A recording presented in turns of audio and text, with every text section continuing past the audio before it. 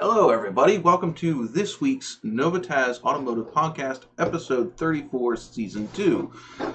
Alrighty, so what's everybody up to this week? Not too much to share with you guys this week. As far as something new, we did have a run-in with an almost disaster of a tire on the back of one of the Kias.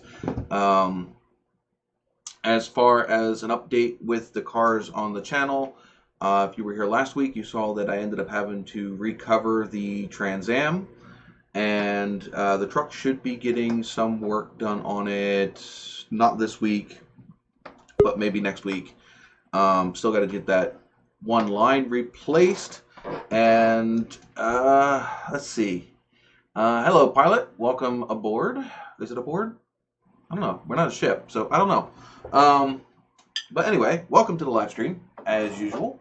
Let me crack open my beverage of choice this week. I need a drink. There we go. Oh, who else do we got in here? Well, hello. Is that, Mean Old Hank? Welcome aboard, Mean Old Hank. So give me a second to pour this real quick.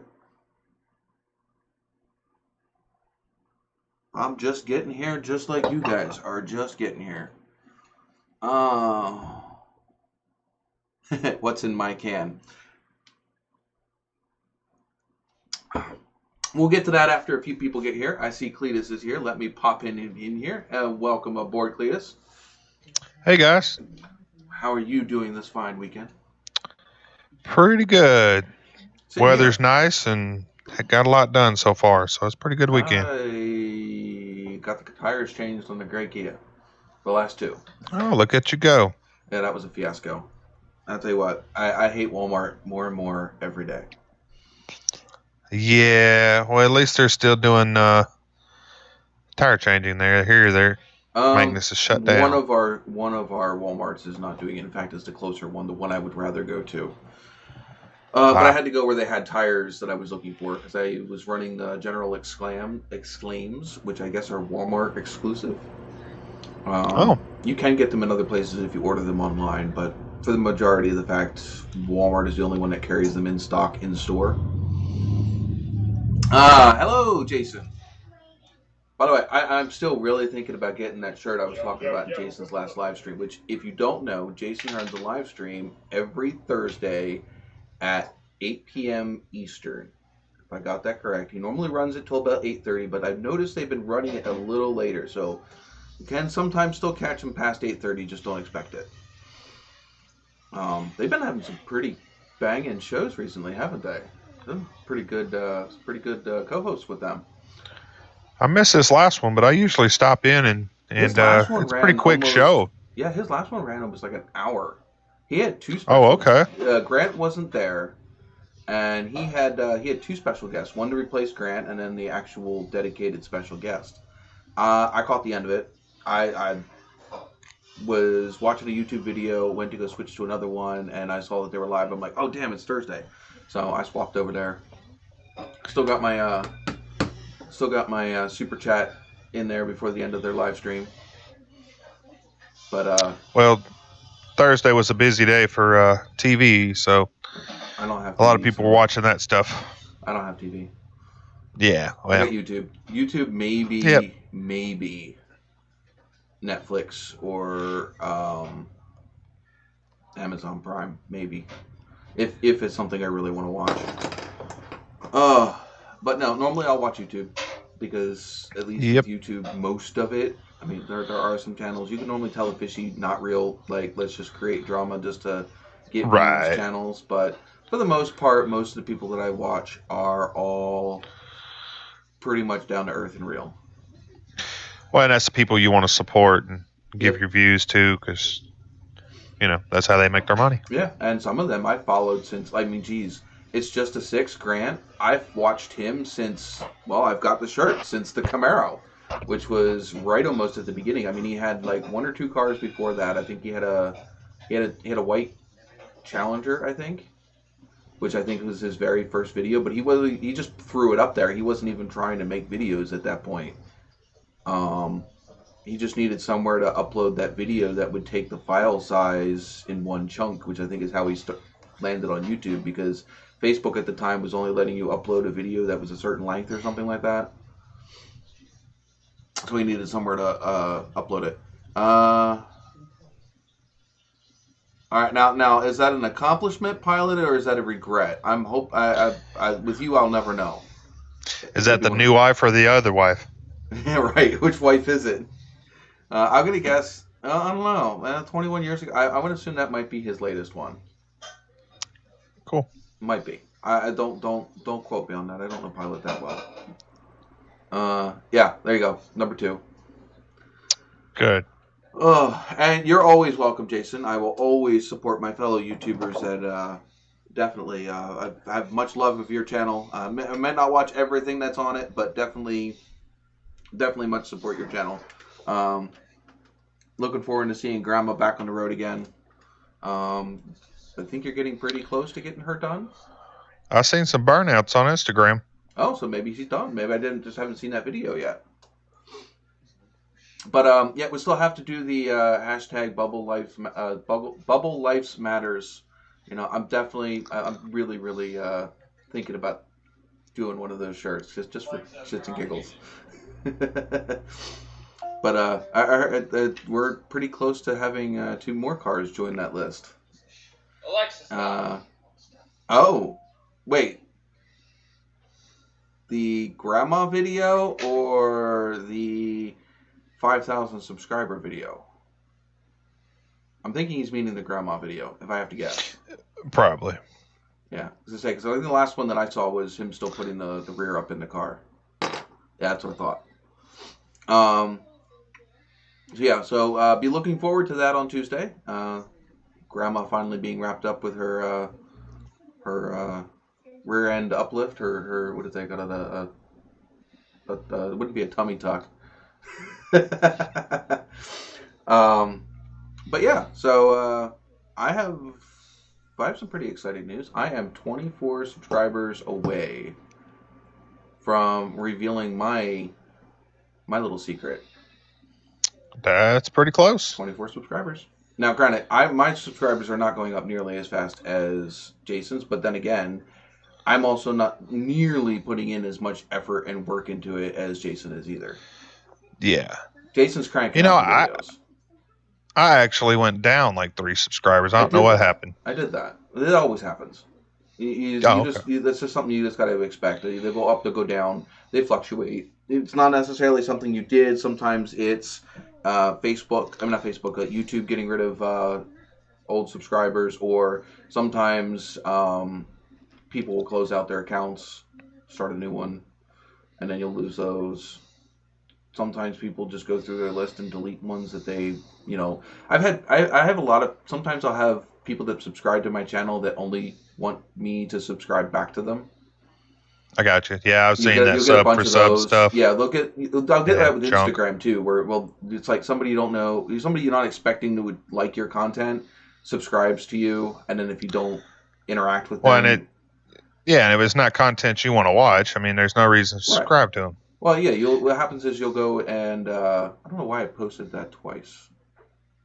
Or maybe it didn't. It looked like it posted it. Yeah, it did. It posted it twice. I don't know what up with that. But yeah, you'll see them. They'll unsubscribe from you, and they're just looking for. It's like a phishing scam almost. They're just looking for that. Oh, you subscribe to me. Well, let me go check you out. I'll subscribe to you, and even if you do subscribe to them, they'll still unsubscribe from you. Right. They'll just give it a little bit and then do it. Yeah. Yeah, that's annoying. Yeah, I don't subscribe to somebody that I don't feel like I want to see their content. And sure. We have our third co-host of the evening. Welcome aboard, Big E. Hello. Hello. Did you guys notice that I did something new this week? Created an event.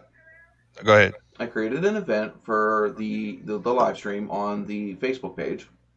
And I also tagged all of you guys as co-hosts because you guys normally are my co-hosts. So cool. That way maybe you guys can end up sharing it or what have you. Gives you something to to expand.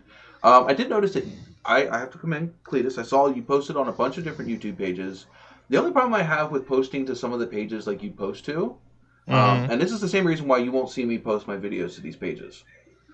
It's nothing but pay attention to me, and you don't really see anybody, like, there's not a lot of cross interaction with those pages. Right, that's some of them sub for sub kind of junk that they try to get you to do. You post your video, and that's it. It's just everybody posting their video, but nobody's actually engaging in any of it. So I definitely seen that. I stopped doing that. I can't tell you how long ago. The most important places that I find to end up posting places are places that are actively engaged, not necessarily in doing the same thing that you're doing. So, like, I won't post to other YouTubers' pages. Like not like personal YouTubers' pages. Like, so, like, let's say you wanted me to post your link to your Stuff with Cletus Facebook page. That's different. But pasting it to one of those YouTube video promotion pages, you're trying to sell stuff to the seller, is basically what that is. Right. And the thing is most of us that make out videos, we don't have necessarily time to watch other YouTuber content. I mean, I do because I don't watch TV, so I mean I do. Yeah. But a lot of them are too busy out trying to push their own content to be able to sit down and watch content. Jason says he disagrees. My analytics tell me a lot of my views come from Facebook. Well, but there are some good Facebook groups, but I know which one you're talking about. I doubt his come from the type of pages that I'm talking about. Yeah, the ones you're talking about are a lot of people overseas, it seems like, even.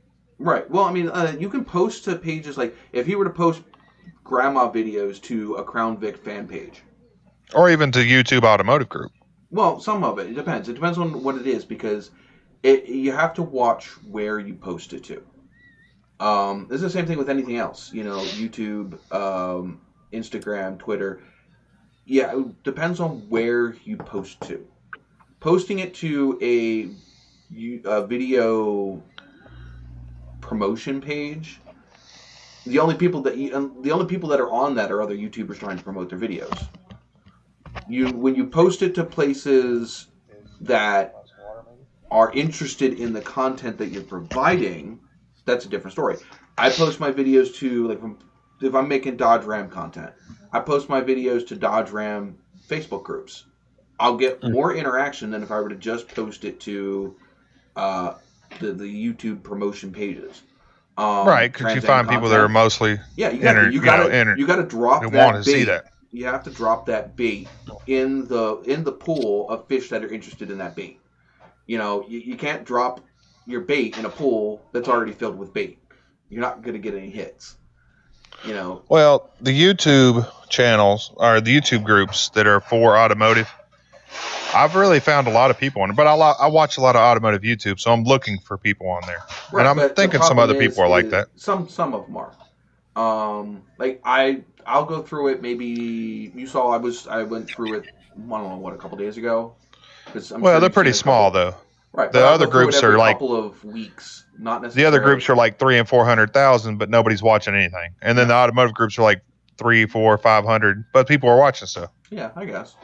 But yeah, I'll post my stuff to pages that are relevant to the content that I'm making. You know, I don't. It's a good idea. I haven't tried to find subs or fish for videos in places that's the only people that are there are other people that are trying to do the same thing that I'm doing. Yeah, you're not gonna get very far. No, you got to post. Well, I started that new series that me and my daughter are doing for her new car. I saw that. And so I joined groups. I've joined a few groups like that are like Ask a Mechanic or how to work on cars, groups for beginners and stuff like that. And I'm putting the link in there and saying, hey, check this out. This may be something you're looking for. So, all right. Pilot says he doesn't have or want Facebook. See, good for him. Yeah, that's great. That's great. I mean, but the thing is, Facebook is actually pretty terrible, but but it's a good tool. When you're a business, regardless of whether I use it for personal use, because what I think of Facebook for personal use versus what I think of Facebook as a networking tool are two different things. When you are a business and your job is to network your business, and yeah, YouTube is a business. My YouTube page is a business. Um, I collect revenue off of it. The better I do, the more revenue I collect. Yes. Do I collect a whole crap ton of revenue right now? No. But I still, I still want to grow. And like any other business, whether you're a small business or a big business, you need to get your business out in front of as many people as you possibly can. Yeah. You're not going to necessarily, catch a hook on every single person that sees your business, but the more people you have out there that are exposed to you, the more likely you will have people, to check you out. Well, so far as far as YouTube, Facebook really hadn't done anything for me. But as far as my car dealership, I sell cars on Facebook. Yeah. Well, and again, it depends on where you're dropping that line at. Mm-hmm. Your YouTube, Facebook is not going to do very much dropping it in places where, again, all you're doing is exposing yourself to other people that do the same thing you do. That is great for looking for collabs. That's a great place. Like YouTube, the YouTube automotive YouTube community on Facebook is a great place for finding other people that do the same thing that you do that might have a different audience than you and to collab with. So when you collab, normally you'll gain a little bit of their following. They'll gain a little bit of your following if it's done right. And yeah. But if you do it wrong, all you're doing, you're just swimming with a bunch of fishes that are the same as you. You're not going to attract a new fish. That's just you're not going to. Let's see how I'm going to put that. If you're swimming with a bunch of sharks, you're not going to catch a fish. Yeah. So if you're out looking for new fish, you can't swim with all the rest of the sharks because they're already gobbling up all the fish. Not that I want to say YouTube viewers are fish, but it's basically what it is. You gotta find that spot that hasn't been plucked clean. And that's how I ended up with all them. When I needed to get to 1,000 subscribers really quick. That's what I did. I didn't plop my YouTube page in front of a bunch of other YouTubers. I plopped my YouTube page in front of a bunch of people that were interested in the content that I was producing at the time. Mm-hmm. Which was mainly Trans Am people. But, it is what it is. I mean, I'm not growing right now mainly because I'm not producing any content. I mean, I got steady growth because I have videos that steadily do well. And it's probably where a lot of my subscribers are coming from that I have currently now. But yeah, I'm not producing new Trans Am content, new Dodge content. It is coming. Regardless of winter or whatever, it is coming. But yeah, it's just I don't expect to be growing like Jason is. I mean, my hat's off to you, Jason. You are killing it. It's constantly putting new content out. Constantly putting out new content. It's engaging. It's entertaining. You can't get away from the beard. I mean, but that's it. He's doing exactly what he needs to do to grow his channel, and and that's that it is. I've got my this Sunday night live stream. That's basically what I've been doing for the last year.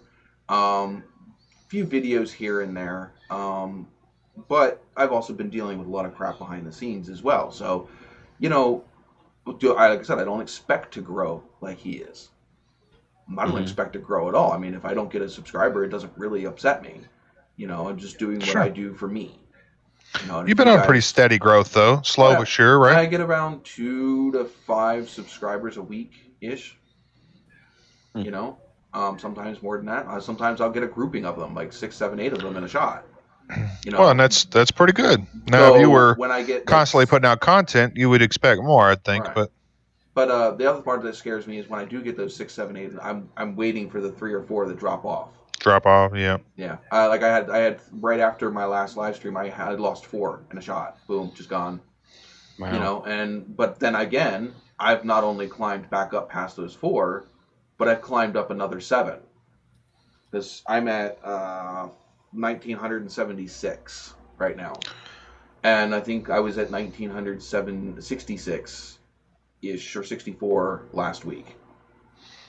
Yeah. So, well, my goal for the year was 500, and I was thinking I was going to hit that, but I don't know, it's slowed down a little bit. But I have more videos coming, so I'm at like 436 I mean, like right now would be a or good something. time to start putting out videos that people would need for winter time. So, Mm. prepping your car for winter, those kind of videos are going to do really well if you're doing how-to videos right now. You need videos that people are going to.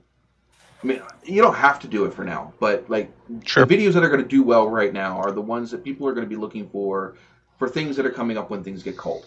That's why my heater. I don't really have any of that planned, just because it doesn't get I don't cold plan here. it either. I just, if you notice, every single one of my content is it's stuff that I've needed to do myself. Ah. So like, I don't say, well, what video do I think is going to do well this week? No, it's my car broke. I need to fix it. Let's film it. Gotcha. So that's how, why did I do the heater core video in my truck? Well, because the heater core blew up in my truck, and I went searching, and a lot of it is you go searching for videos to learn to do it yourself. Mm-hmm. I never did a Dodge Ram heater core before, and so even though I know basically how to do it, well, it's different on every vehicle. Yeah, there's always little tricks and tips that you can pick up from other people of doing it quicker or doing it better. And the problem is, every single video I came across was all about cutting the original part. I mean, I can understand cutting the original because they're solid. Sure. You literally have to take everything apart. Not only take the dash out, but you have to take the heater box apart as well, to get it out. But they make ones that solve that problem, where they have the swivel tubes, and people were still cutting them. And I'm like, wait, this isn't. There's got to be a better way. So I went and kept looking and kept looking. I found articles on the web, but no videos.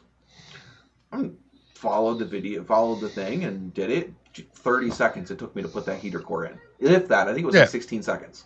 From the time that I picked it up to the time I had it in and ready to bolt down, it was like 16 seconds. It's definitely not worth, for me, it would take me longer to cut the tubes than it would have just slided in.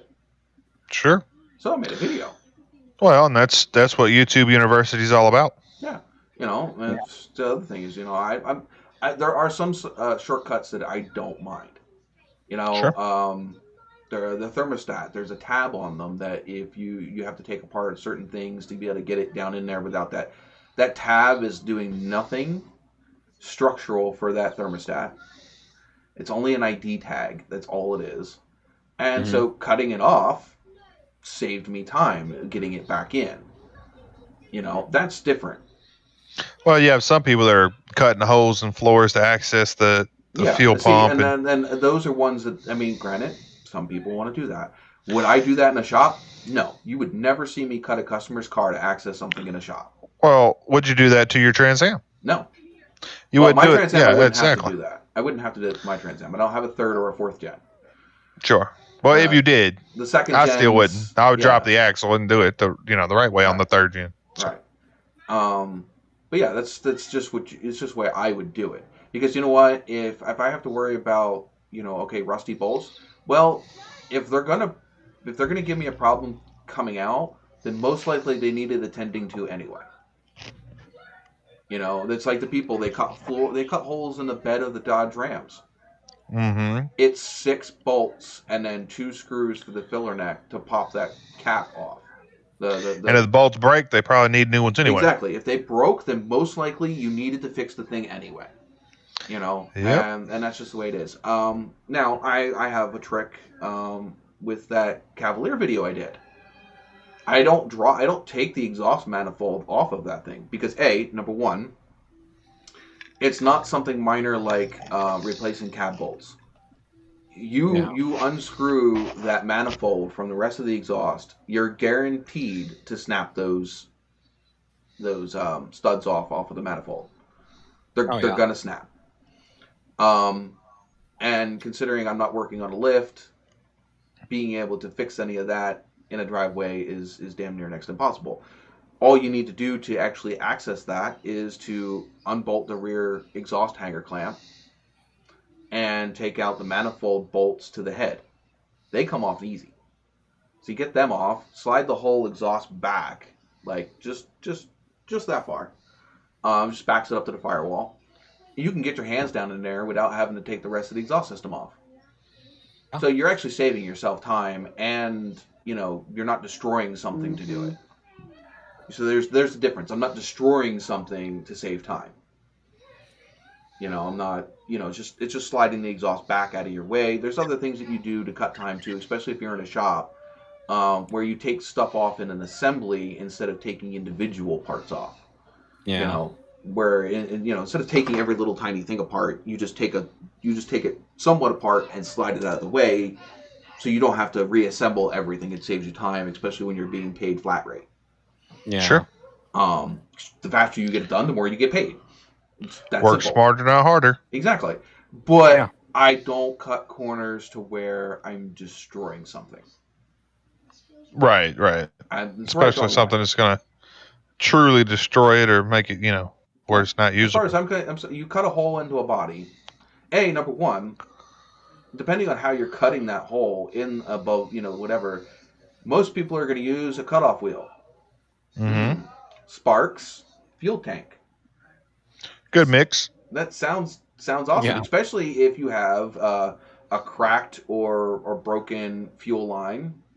Mm-hmm. You never know what's down there. You don't know what's, when I went and pulled the fuel system out of my Dodge truck, I had to replace 2 of the lines because the plastic was just that brittle. It just was garbage. You had to replace them. Well, can you imagine if I were to cut the hole above the tank while those were cracked like that and maybe weeping? Caught that freaking shit on fire. Oh, yeah. It's just stupid. Just do it right. Do it smart, but do it right. I'm not saying freaking take forever to do it, but, I don't know. Think about what corners you're cutting. Right, pilot. Do it right the first time. But sometimes even when you do it right the first time, you still end up doing once or twice. Oh, yeah. I've done Dodge Ram transmission, to be quite frank. I thought I did it right the first time. I apparently missed something at some point. But throw enough parts at it, eventually it fixed itself. Well, it's like the Malibu that I did on my channel, the Malibu Max that I did the fuel. I had to drop the fuel tank like 5 times. Yeah. I forgot to hook up the fuel gauge. I forgot to. Oh yeah. Do whatever. Oh my god, I have done. Okay, so on the Dodge Rams, when you do the wheel bearing, there is a dust shield that goes in between the wheel bearing and the spindle for the brakes. Yeah. The only way to get that dust shield off is actually to take the, because it gets sandwiched between the bearing and the spindle. Mm-hmm.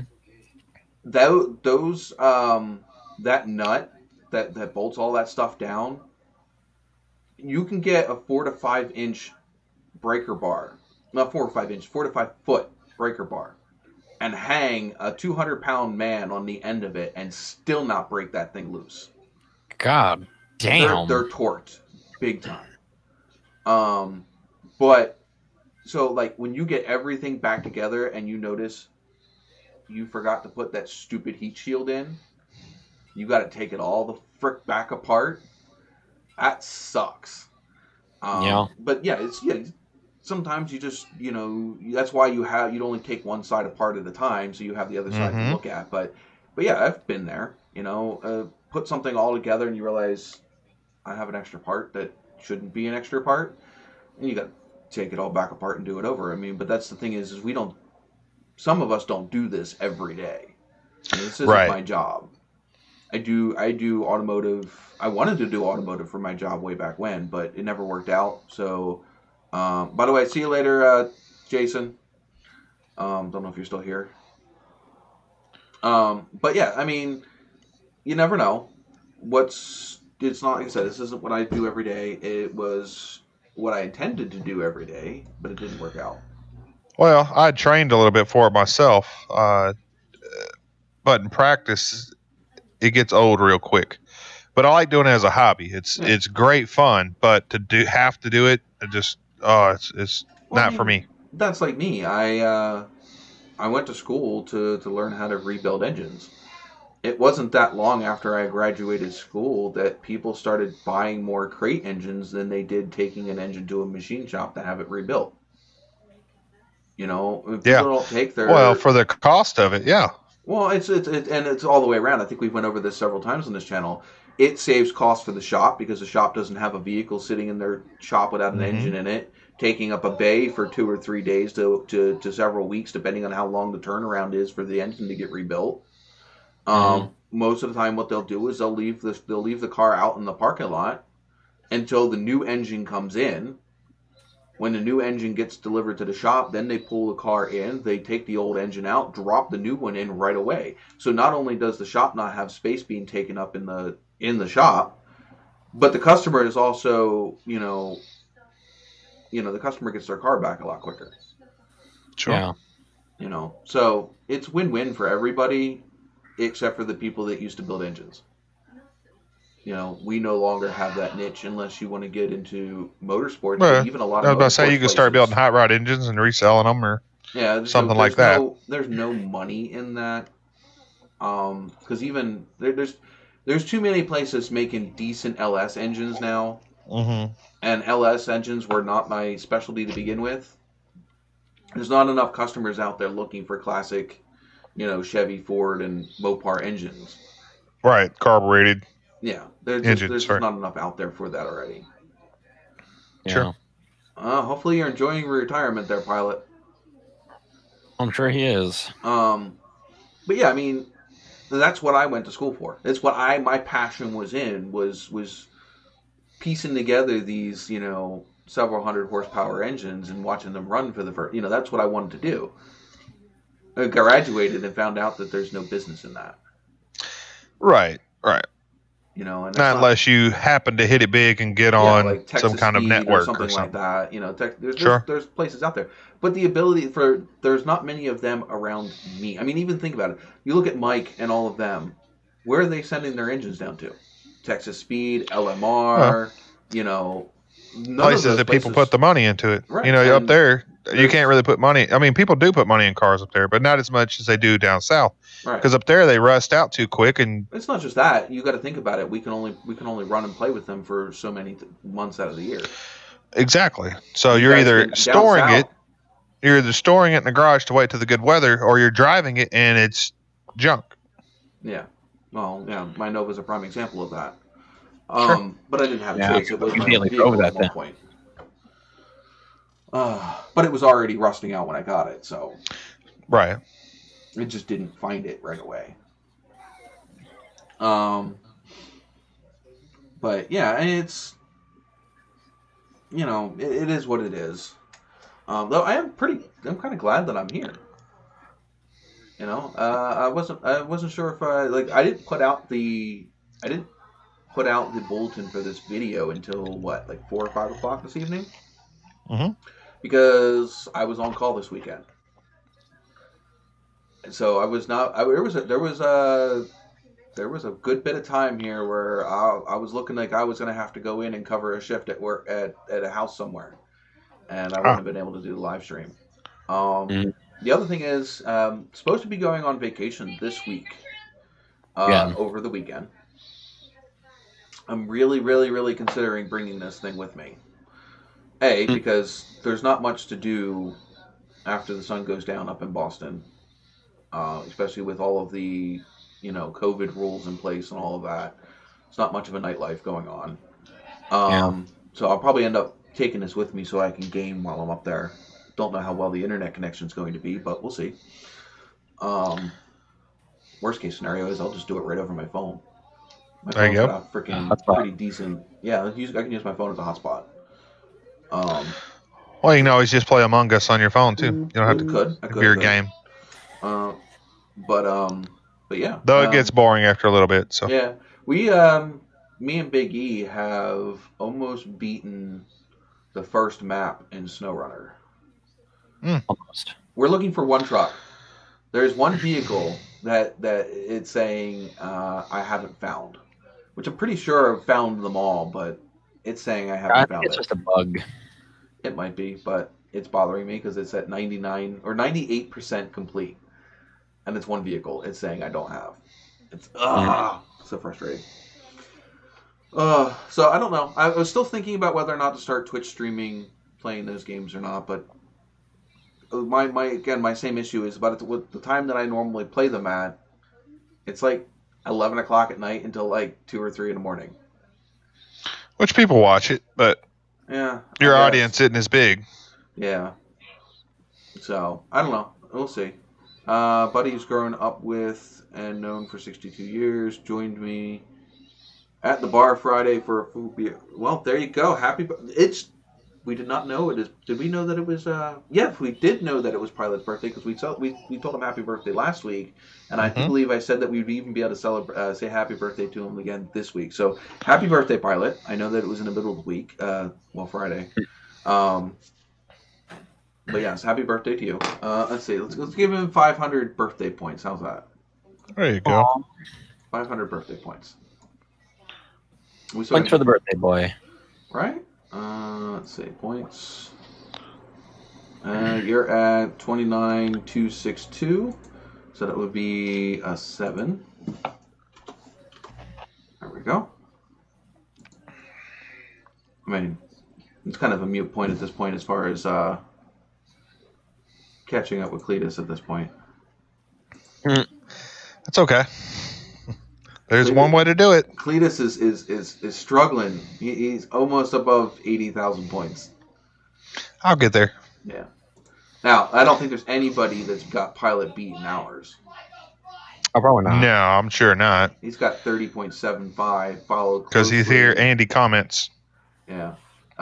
Closely followed by Mrs. Forming at 21. And then Grimm's Auto Service at 8.25. Though you're up there pretty good. You're at like 8 hours there, Cletus. It's pretty good. I still don't get how, like, Elliot should be like right there at the damn top because he's here almost every week with me. Yeah. It doesn't count unless you're like. Yeah, we don't. I don't normally freaking sit there and chit chat in the chit chat all the time. You know, I try to keep an eye on it. I tend to reply more verbally, or Sure. I also have a bad habit of getting so focused in the conversation that we're having that I don't look at the chat as often as I should, and that's part of my ADHD.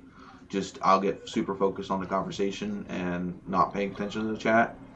Well, sometimes chat will have its own conversation. Oh yeah, which is fine. You know, hey, so be it. You know, if you guys are having your own conversation, it doesn't mean that we can't pay attention to it and bring it into the live stream itself. But I am going to. Everybody that's in here is going to get 2,000 points. Oh. So Points. Not that the points matter, but yeah. They do.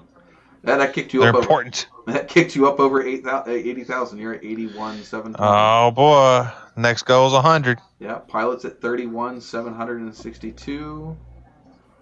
Did it make anybody else? I mean, Outlaw SS is dropping. Miss Formier, Matt MPG is dropping a little bit. A lovely bunch of coconuts is getting up there. Well. And Jason. Sound like they need to come on the show more. Yeah. And by the way, if you noticed the link down there below, don't forget to check out my Teespring account and check out my merch. If you guys have any ideas, please let me know. Well,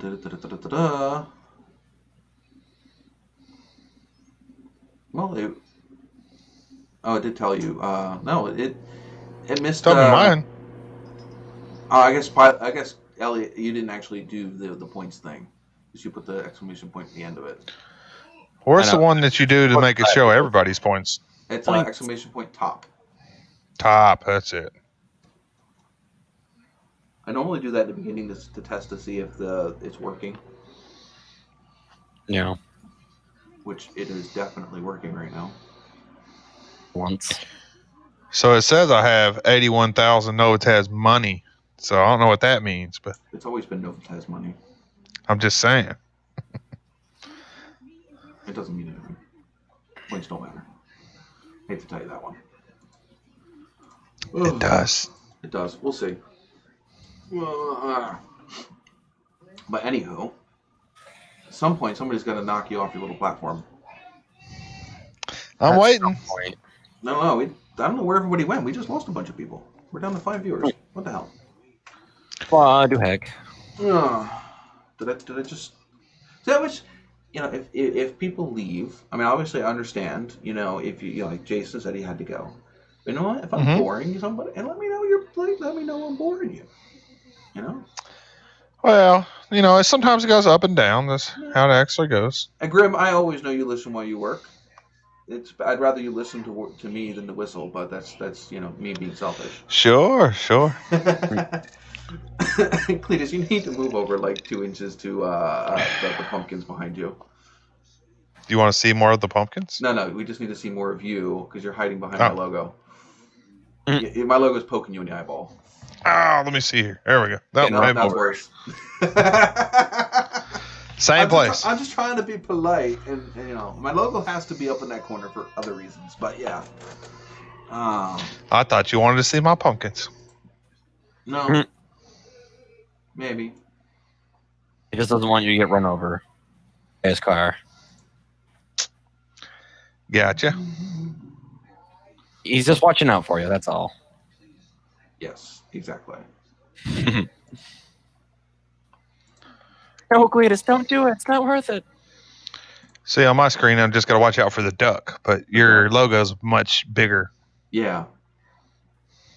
Well, that's because I never know how big the duck is. Yep. I tried to beat you. I still might be. You tried. I'm being sneaky. Oh. I'm being sneaky. Oh no, it won't let me. Darn it. Trying to donate to yourself? Yes. Don't. Oh my god, that'd be so broken. Don't ruin my fun. Donates money to himself, then he gets it back. Yes.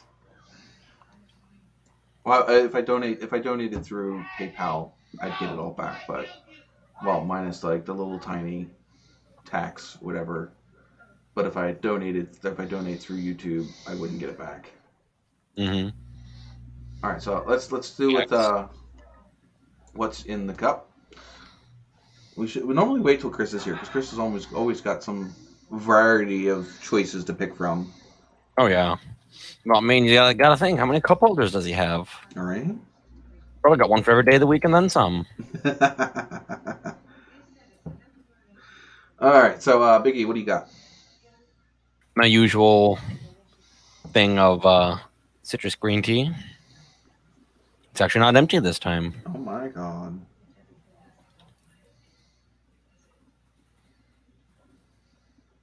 You got citrus green tea. Mm-hmm. What about you, Cletus? Sure, mine's easy. I have water. What y'all say up north? Water. New Jersey. New Jersey. And then I also have wine with port. Or wine with brandy. Sorry, it's a port. It's a what? It's a port. Oh. It's wine with brandy in it. I don't know. It's pretty good. Never had that. Yeah, it's good. Strong.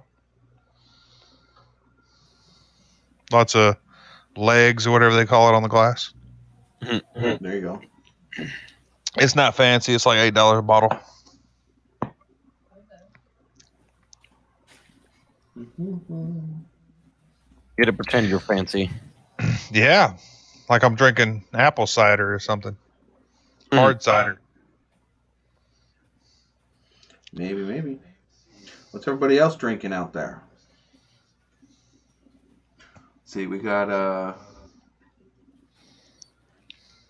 Pilot's saying he's got a swollen battery. Is that like swollen ankles? Yeah. You need to watch that salt. Well, he's got obviously an older phone. Oh, shoot.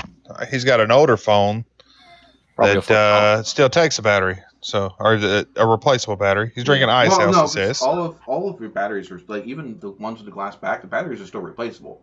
You just have I to mean, pop the yeah, back but glass it to says get to who's it. supposed to replace it? The consumer or who the company says can? Apple, at least. Right. Yeah. Okay, we got Pilot drinking Ice House. Nice try there. You're not break. Oh, you did take it. It worked.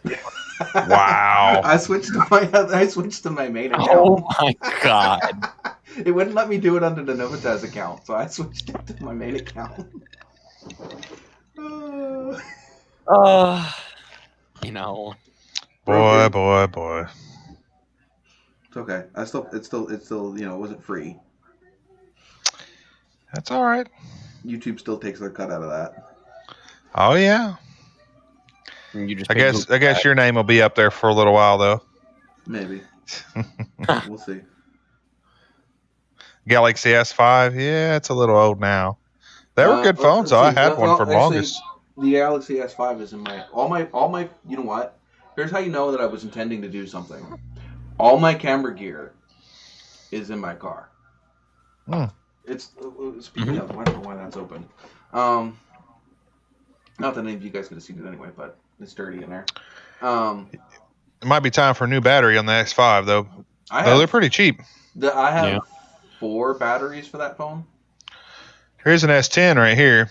If you're going to go for the S5 to an S10, if you get the E, it's really good. I don't like the other ones because I don't like the curved edges and all that. So the Galaxy S20 FE is a really decent buy right now. Yeah, well, I'm poor. Well, the thing is it's what, $200 cheaper than the regular S20. Yeah. And it's almost as good as the second tier S20. So it's bigger than the base model S20. It's like $100 to $200 cheaper than it, and it has some of the features from the bigger model. I mean, it doesn't have the biggest camera or nothing, but I think it's a decent balance. And for what you get for the price, I think it's definitely worth it. It might be my next phone, but I'm kind of liking the low monthly price I'm paying right now when I'm not paying monthly for a phone. Yeah. I only did that once. I'll never do that again. I bought my S5 that way, my S7, and my S9. It works for some people, but I don't know. I'm so done with debt. I don't owe any money except for my house. Well, it's not that you owe money. It's like you rent your phone until you pay it off. So it's more like a lease. The last time I did that, I bought an iPhone. Yeah, well, I didn't. And right after the 3-month warranty, it messed up. And Apple's like, good luck, you didn't buy Apple Care. Yeah, Apple sucks. And then AT&T said, oh well, you still owe the money. Yeah. So, they do it a little different. I guess they warranty as long as you're paying on it. They've done they didn't used to do that back then. With Verizon, at least, they've done that the whole time that I've had them. Okay. I think AT&T does it now. They didn't then. I was mad. But I've never liked AT&T. And the only reason I used to be a Sprint fanboy. Like my very first phone back in 2002, all the way up until Sprint dumped me on my freaking ass in like 2013. I was a Sprint. I was their top tier. Like they have their customer levels and tiers depending on how long you've been with them. I was at the top tier. Could not go any higher. So I got all the deals and all that fun stuff and whatever. I had 3 phone lines with them, and the place that I was at, the place that I was working, where mainly I would be using my phone the most, only because when I was at home I was on a computer or what have you. I didn't really use my phone at home. I was technically roaming, which Sprint had unlimited roaming, right in their contract clause, unlimited roaming. No, it wasn't unlimited because that's what they got me for. They canceled my line for roaming too much. My line, not the 2 other lines, my main line that I've had since 2002. They canceled that one. So that line I've had for over 10 years. And I was like, well, screw you guys. Like, well, can I get a new line and add it to the plan. And they said, would you be using it? I said, well, yeah, I'm the one that's paying for the damn contract. Like, no, you can't. I was like, fine then. Wow. I'm taking my other 2 lines, and you can shove it up your rear. Sure. And then they started trying to charge me a disconnection fee for the other 2 lines at like $250 each. Woo. And I didn't owe anything on them, but all the phones were paid off. I didn't owe anything because I paid. That was back when you paid for your phones flat out. Right. And so I didn't owe anything. Or you did a contract, a 2-year contract, well, yeah, or whatever. But you still paid for you still had to pay for your phone. Right.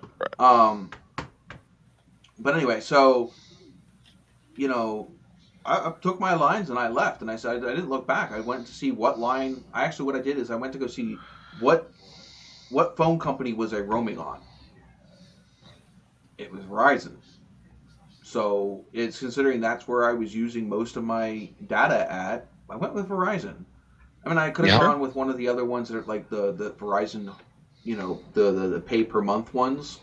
Mm-hmm. And that Verizon uses, or that uses Verizon lines. But I was like, no, just go with Verizon. I'm going to get the better deal. It's going to get the better, I'm going to get actual warranty for my phone, all of that stuff. And you get the better phones then, too, because you can't get the top tier phones on the lower. Right. You would have to buy one unlocked and pay a lot of money for it. And, or you get like their like Samsung has like the J line and stuff like that. J3s and you get those on those lower tiers, and they're never really good. They're mediocre at best. Yeah, and especially with how I use phones. I use phones like I use my computers. I push them pretty hard. Yeah. Oh yeah. I probably push my phone harder than a computer myself. Right. It's $120 a month with Sprint now. Now I paid $120 a month for 3 lines with Sprint. Oh wow, that's a lot of money. See, that's why I use AT&T, because they have a disabled veteran discount. Yeah. And I have 7 lines with them, and it's about $32 a line. Right. The more lines you have, the more the price comes down. But with 3 lines with Sprint, with unlimited data, unlimited text, and unlimited calls, 120 ain't bad, because a single line with Sprint, was around 105. It was like $95, and after taxes and everything else, it was like 105, 110 for a single line. So paying $10 more and getting 2 extra lines. Yeah, $120 a month is pretty high. That's, I pay $260 for 7 lines, unlimited everything, unlimited hotspot. I mean, everything. But the problem is with like for AT&T up here, you have no service. Jess has AT&T, and she's constantly not having service where I do. We have, Verizon's down here. We have the Verizon Arena and stuff, but yeah. Well, I mean, like, I don't know. I have no service inside this house right now. Like, I have 1 bar. Wow. And no internet. But sound like you'll need some better service up there. No, but if I take 10 steps outside my house, I have full bars. It's this house. It's where this house is. Oh, I got you. You know what I mean? Inside the house, and this is a Verizon phone too. This is my work phone. The only time you'll ever see me have an iPhone, and it's because work pays for it and tells me I have to use it. I hate it. Yeah, iPhone's junk. Hate it. I can't stand it. It's frustrating. There's no back button, so and the half the apps to get to go backwards in the app is so ridiculous. I literally I can't tell you how many times a day having to deal with that phone that I want to chuck it across the room. Plus, you can't play Fortnite on it. Oh, I don't really care about Fortnite. Yeah, I'm just kidding. Come on. No, that was technically I can't play anything on this phone because of the software that the company has on it. Oh, okay. They lock you out of everything. Oh, maybe that's why they like it anyway. Well, I could end up getting have it ported over to my line and have their encryption software on my phone. But then he probably gives them permission to look at whatever they want. Well, ish and no, but the main thing is that phone I can turn off on the weekends. Mm-hmm. I can't shut off this phone. You know what I mean? Right. I like to have the ability to, like, when I'm not at work and I'm not responsible for work, because I'm responsible for work from 8 o'clock in the morning on a Monday until 5 p.m. on a Friday. Unless, like this weekend, where I'm on call. So that 5 p.m. Friday, I can turn off that phone and put it over there and not have to bother with it until Monday morning. Which means nobody can bother me, nobody whatever. You know, if I had all of my messages going to this phone, and, you know, granted, they would pay me a certain amount a month to be using my own phone as my work phone, but I can't turn it off. And I mean, Yeah. then I can't use it myself. So it's like, you can't get away from work then. I like to being able to get away from work. I like being able to just shut that off. So like right now, it's sitting right here. Why? Because technically I'm on call right now. You know. But it's the end of the night. Unless something emergency happens, all of the clients should be in bed by now. So pretty much, I don't want to say anything without some nice solid wood. Here we go. Pretty much should be in the clear. Knocked on my snap-on clock that's made out of solid wood.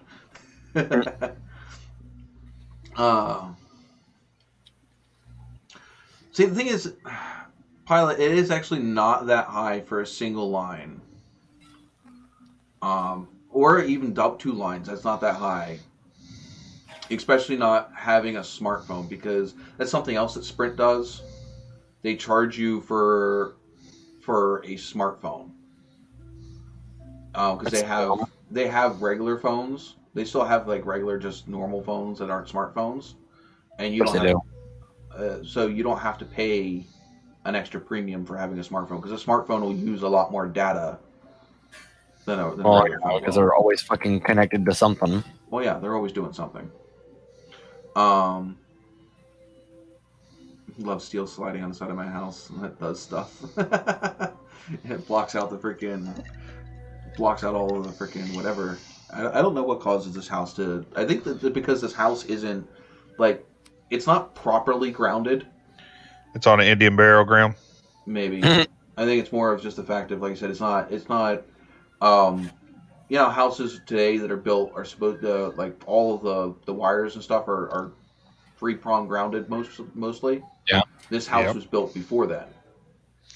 Yeah, my house was too, but you gotta go back. Well, I guess not your house. I was gonna say you gotta go back and fix all that. Yeah, no, it's my not house was built in 1969. So almost every outlet in this house is not grounded. Fun. Almost every single one. The only ones that are grounded are new lines that were put into the kitchen. But almost, well, I should lie. Most of the lines up here are grounded, because like the ones in these computers are attached to, they're grounded.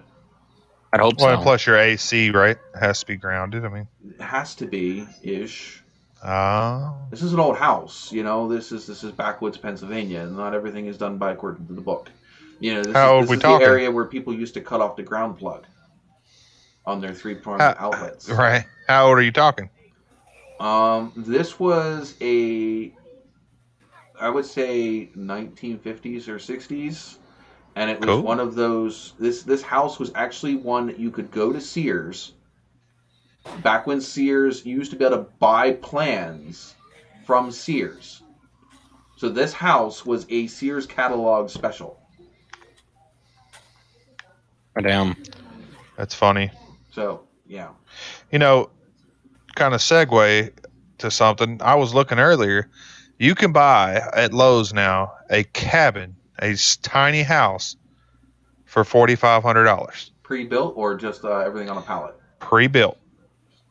What do they do? Just to drive it up and deliver it to your property? I haven't bought one, but I guess so when I was looking at it. And it's a small one. A lot of the times what I see what those are is all of the boards and pieces arrive on a pallet. And you have to put it together. I guess up and I'll look at it, because I don't know. I mean, that's what I normally see, unless it's like a prefab home where they get arrives on a trailer. But let's see. Most of them are you get all of the materials. Yeah, when you put it together. Yep. Because I've watched several YouTube videos on people doing that, where it just arrives. On a big truck, you got to take it off with a forklift. They set it down on your property, and after that, it's all yours. Whether or not you pay somebody to build it for you or not, but that's normally how it arrives. It doesn't normally arrive already assembled. I didn't look that much into it, so I couldn't I tell would say you. 9 out of 10 times, unless it's a prefab, because even like steel buildings, they don't come to you assembled. It arrives, in pieces, and you either have a contracting company assemble it for you, or you do it yourself. Excuse me.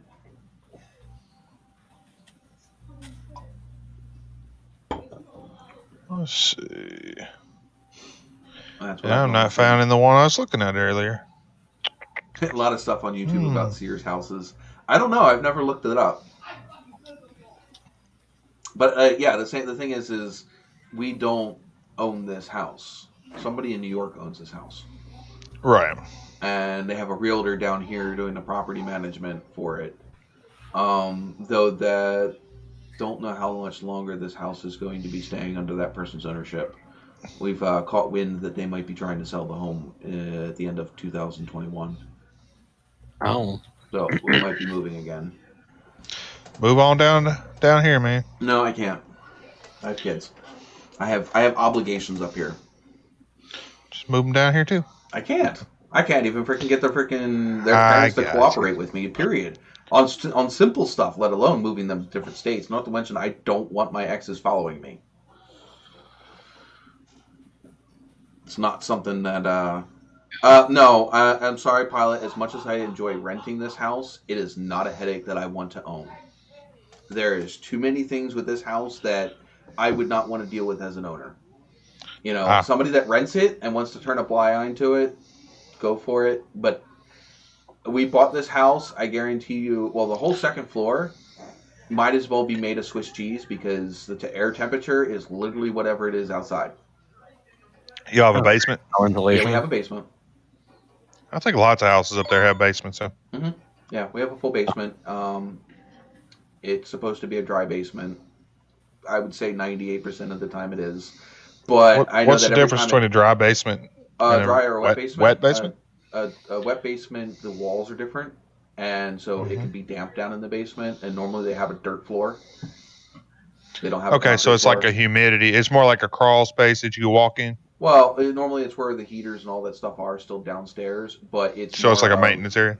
Ish, yeah. It's not somewhere you'd want to store stuff. Yeah, my mom's house. Yeah, it was originally normally probably designed for either having a cool cellar for like storing canned or wine foods. Maybe. No, probably not up here. You're talking probably more jarred or canned foods back in that time period. Mm-hmm. Most modern a root homes cellar. are not. Yeah, most modern homes are not built with a wet cellar. Yeah, well, we call them root cellars here, I think. Yeah, it's basically just a foundation. Yeah.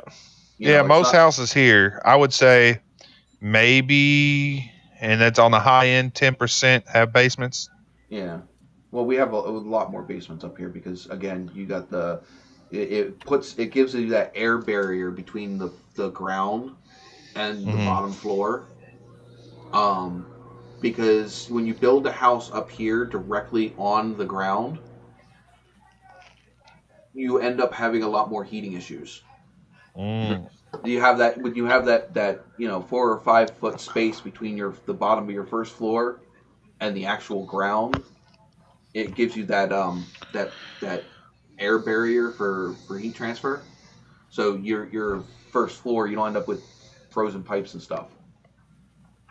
Yeah, we don't really worry about that here. Yeah, I really have to worry about frozen pipes up here. In fact, when we lived in the trailer, it was a pre-manufactured home. It's it's a decent sized trailer. Some of them are really nice now. Yeah, it was pretty nice. Biggie remembers back when I was showing videos of that. It was decent. I would say it was pretty decent. But we had to keep a space heater underneath the trailer to keep the pipes from freezing. Not enough insulation to help you out. It doesn't matter when the floor of the when the floor of the trailer is only 10, 20 inches off the ground. Mm-hmm. The ground itself, even if you insulate all around the outside, Yeah. the ground itself will freeze the pipes. Wow, that's too cold, man. Yeah, well, it gets like 10, 20 degrees up here. Ugh. You know, and it sustains like that. And then if you have any kind of wind, even with the trailer skirts in place, And we there was bitch two when it things. gets 32. Right. We had a ceramic space heater underneath. Plus, there is a heat blanket that's there. And sometimes the heat blanket still is not enough if you aren't running the water all the time. So what happens if you have a line that you're not using the water in constantly, it can freeze up. A lot of times what we'll do is you'll just crack a line open in the sink and in the bathroom and just let it drip. Water move. Just so it keeps the water moving so it doesn't freeze. Well, going back to what I was talking about, this cabin, it's called a bunkhouse, cedar wood gable bunkhouse. It is pre-built panels can be completed in a day. So I guess it comes in parts. Yeah. It's be completed But in a day. $4,600. You still need to have Pretty good. land and everything else. I don't know. Yeah, you need to have manpower, tools. I don't know if that would be something I'd want to live in. Well, it's a pretty small one. Like, yeah, it's maybe one person can live there. Those tiny home freaking fanatics. Yeah, no thanks. I gotta have room. I just thought it was neat. Oh yeah, I'm not saying it's a nice little playhouse for my kids. Yeah, it'd be a big playhouse, but hey, I remember when I was a kid. I was in there. My mom got one of those 6-foot chest freezers. Yeah. And they turned because back then, that stuff came in boxes. You don't get a fridge in a big box anymore. But back then they used to come in boxes, and she took the box and she made it into a playhouse for us. So she cut a door in it, some windows, and it was big enough that we could fit. Now, granted, this was back when TVs weren't flat screens. right. That we could fit I'm not huge TV, but TV big for us kids back then in the early 90s. And so we hooked up our Nintendo and a little TV cart with the TV, and we filled the rest of it with the beanbag chairs back when they were good, when they had little tiny small beads that when you sat on them, they all didn't go flat. Yeah. Beanbag chairs. Anybody who is never had a beanbag chair in the 90s and goes and buys ones today, I hate to tell you this, they are not the same. The beanbag chairs you get today are a joke. They are not worth getting, because all of the beads, they use the bigger foam balls, and they just compress. Back when I was a kid, they would be more like actual styrofoam balls. They'd be really tiny. And They're like styrofoam BBs. Yeah, and you couldn't, smaller than BBs. I mean, they were only about the size of, maybe a 16th of an inch in diameter. They were tiny. And so you didn't crush them. So you could have a beanbag chair that would last years until the outer casing wore.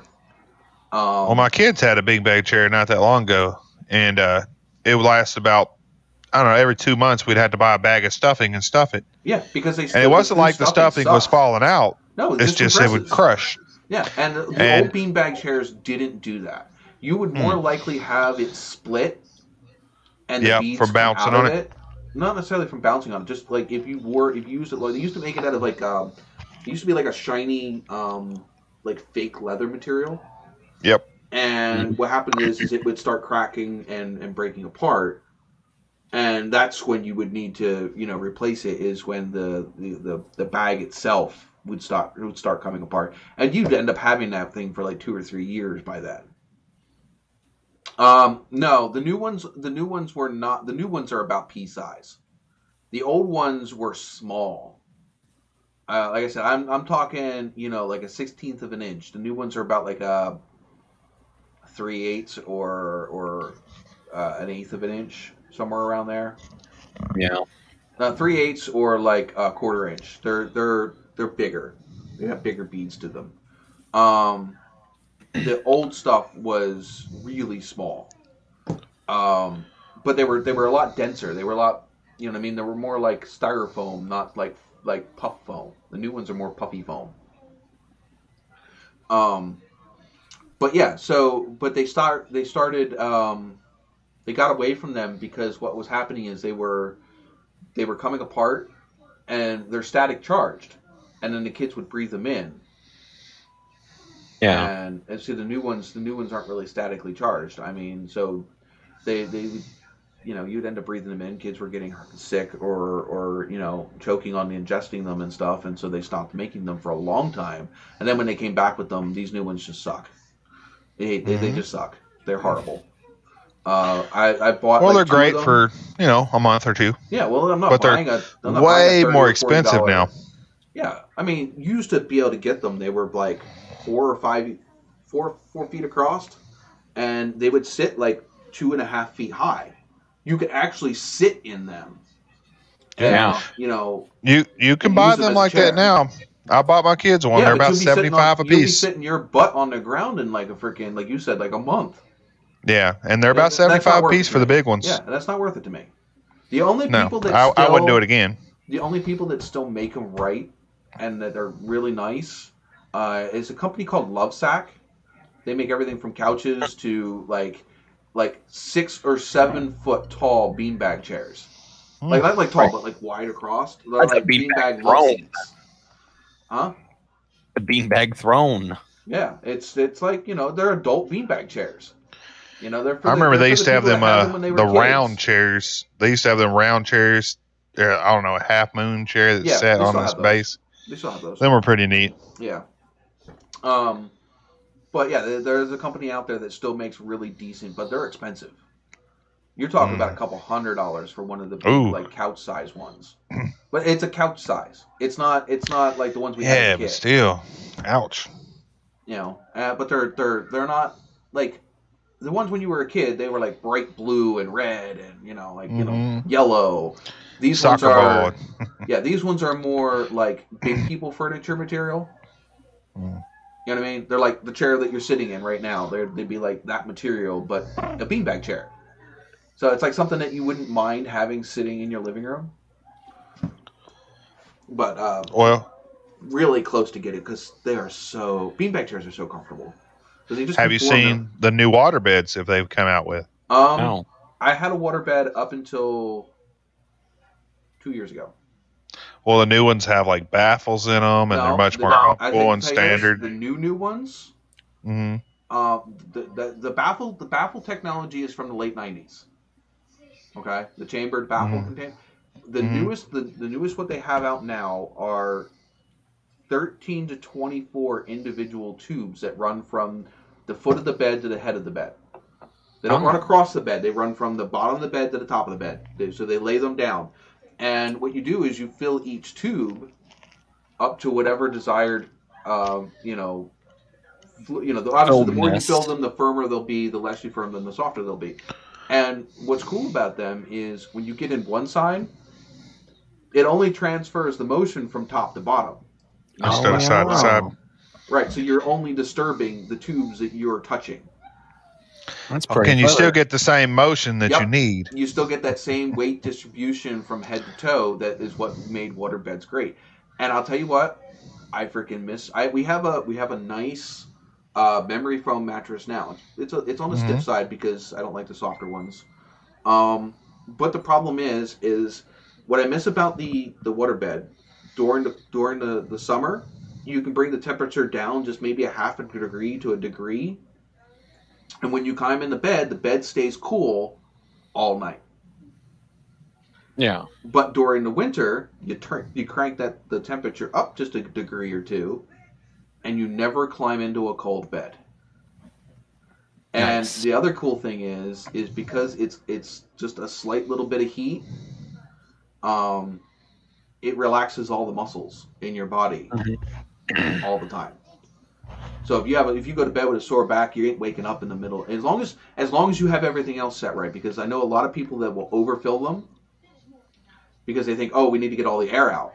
No, that's not how you get all the air out. You fill it up to the firmness that you want, and then you push the air out. You don't fill the water up until it gets all the way up to the nipple. You fill the water up to where you want it to be, and then you get the air out. And that's also if you jump on a noisy waterbed, it's because somebody doesn't have all the air out. If it makes noise, then it's not set up right. Yep, exactly. Pilot says you burp them. That's exactly what it is. It's like burping a baby. You just move the air bubble over to where the nipple is, and it literally will burp burp burp as the bubbles come out. But yeah, that's exactly what you do. You burp them. So whenever you go on a waterbed and you hear the water sloshing, you should never hear water slosh in a waterbed ever. You should never have air in a waterbed because that's how you get bacteria growth. Yeah. So I've had waterbeds ever since I was a kid. My mom's always had waterbeds from all the way through me growing up, and as soon as I grew up and moved out of the house, I got one myself. Up until not long ago, because the one place we moved into, we weren't allowed to have a waterbed because of the weight. Oh yeah. So that was the only reason I don't have a waterbed is because of renting and renter laws. Mm-hmm. I had the frame all the way up till we moved here. When we moved here, I got rid of the frame because we didn't have a waterbed in it anyway. And getting it up these stairs and into that room would have been a nightmare. Yeah, because it's pretty heavy duty. Yeah, they are. They're pretty thick. They're full. Most of them are full wood. The bottoms aren't. The bottoms are actually that like not particle board, but like chipped plywood. Mm-hmm. Yeah. Sometimes the sides will be that particle board, but for most of the time, the top sides of the beds are all solid wood. But the platform you don't really need. It's just more of a convenience. Mine actually had 3 drawers running down each side, so you can actually literally pull them out, and it had a full dresser on each side underneath the bed, and then the whole center of the bed is hollow as well that you can store stuff in too. I was going to ask this time, can you guys hear all the background noise in my house? A little bit. Yeah. Not enough to be annoying, Still. but a little bit. Yeah, I turned that down the last time, so I was wondering if y'all can still hear it. Yeah, my son's in there yelling. I could hear him. And before, I couldn't hear. No, you guys would hear it way before me because I have these headphones on. Yeah. I'm sure he's playing Fortnite or something. Yeah, well, I mean, this is also why I'm all the way up here in this office away from everybody else. So everybody else can do what they need to do. If it got noisy, I could always close the door. Yeah. But we don't have it closed. We still have the What's in the Cup logo up. We never did guess what's in my cup. Yeah, we did. Cider. Oh, yep, you're right. It's the last one I have. I have to buy more alcohol before my next live stream. There you go. Oh, I don't. More alcohol. More alcohol. All right, let's see. What's our next subject? No Chris this week. Yeah. Guess not. So we can't do what's in the truck. Do we have a what's wrong with the truck? Does anybody have anything that's wrong with their vehicles this week? I don't. I have a quick little A blurb. kinda. I'm just gonna hold up a second. Let me get the picture ready. So, hang on.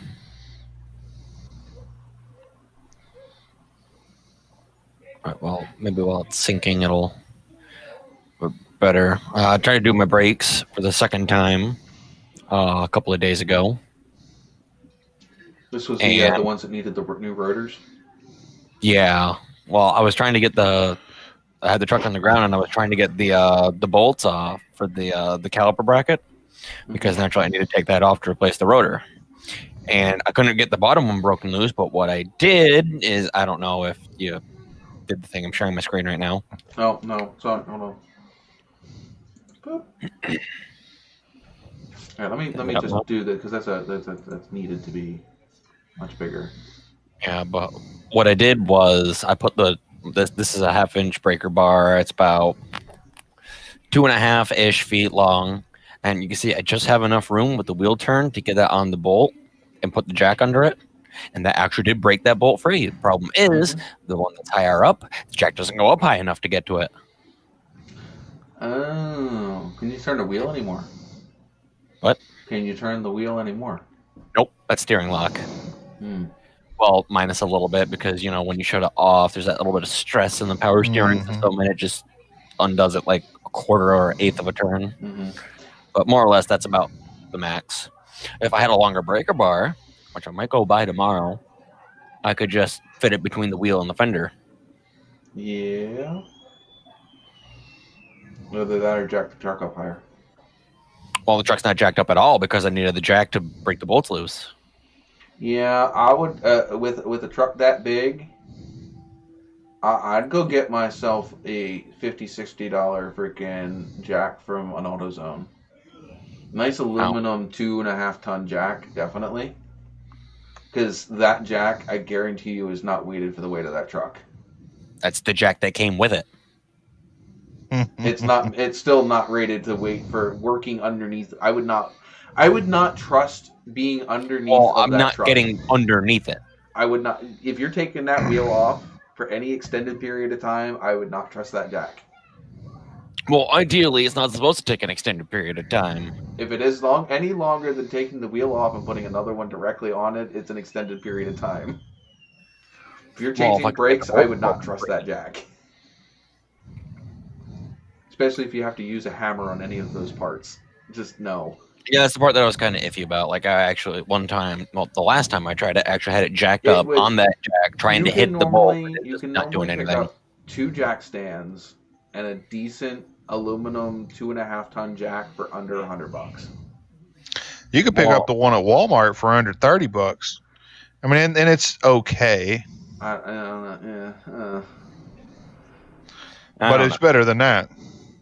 Yeah, I just don't get the ones with the little tiny wheels, because the problem with those ones are, if you're on a surface like that that's not concrete, those wheels, they get stuck on everything. As soon as you put any weight on them, they don't move. And the problem is, as you're jacking the vehicle up, the jack needs to move with the to be able to pull. Otherwise, you end up pulling the vehicle. And if you've already got one side with a jack stand under it, and it starts pulling the vehicle, it'll pull that vehicle right off the other jack stand. Yeah. For sure? Yeah, it will. Trust me. Been there, done that. Personal experience. Don't do it. Bad time. Yep. Yeah, get yourself a jack with some nice big casters on it. You will thank yourself later. And if you're gonna jack your vehicle up in anything soft, make sure you have a piece of plywood underneath of that jack. Yep. Oh, that I won't do. You know what? I don't always have a choice of where I work on a vehicle. Yeah, you don't have a choice, but yep. You never know, trucks in your yard, and you need to be able to do something. You do it where it is, because the other thing is, if you're in a place like that doesn't allow you to work on your vehicle on the street, like 90% of the places are, you don't normally have a driveway. Otherwise, your truck wouldn't have been out on the street to begin with. You end up parking in your yard and working straight on top of the grass. You go where you need to go. Yeah. But yeah, trust me, I have worked on a vehicle in all kinds of bad conditions. I think I was working on my Nova at one point. Now my Nova, it's not very high up off of the ground. And I needed to get it up in the air because we were pulling the transmission out of it. No concrete pad, no nothing. It was the yard.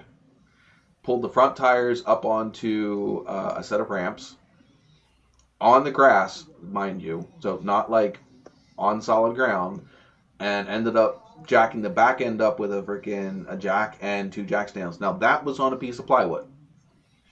That gave me maybe 1.5 foot underneath of the car. If that. Yeah. Enough to be able to put the transmission, enough clearance to slide the transmission out from under the car without hitting the frame rails. Yeah.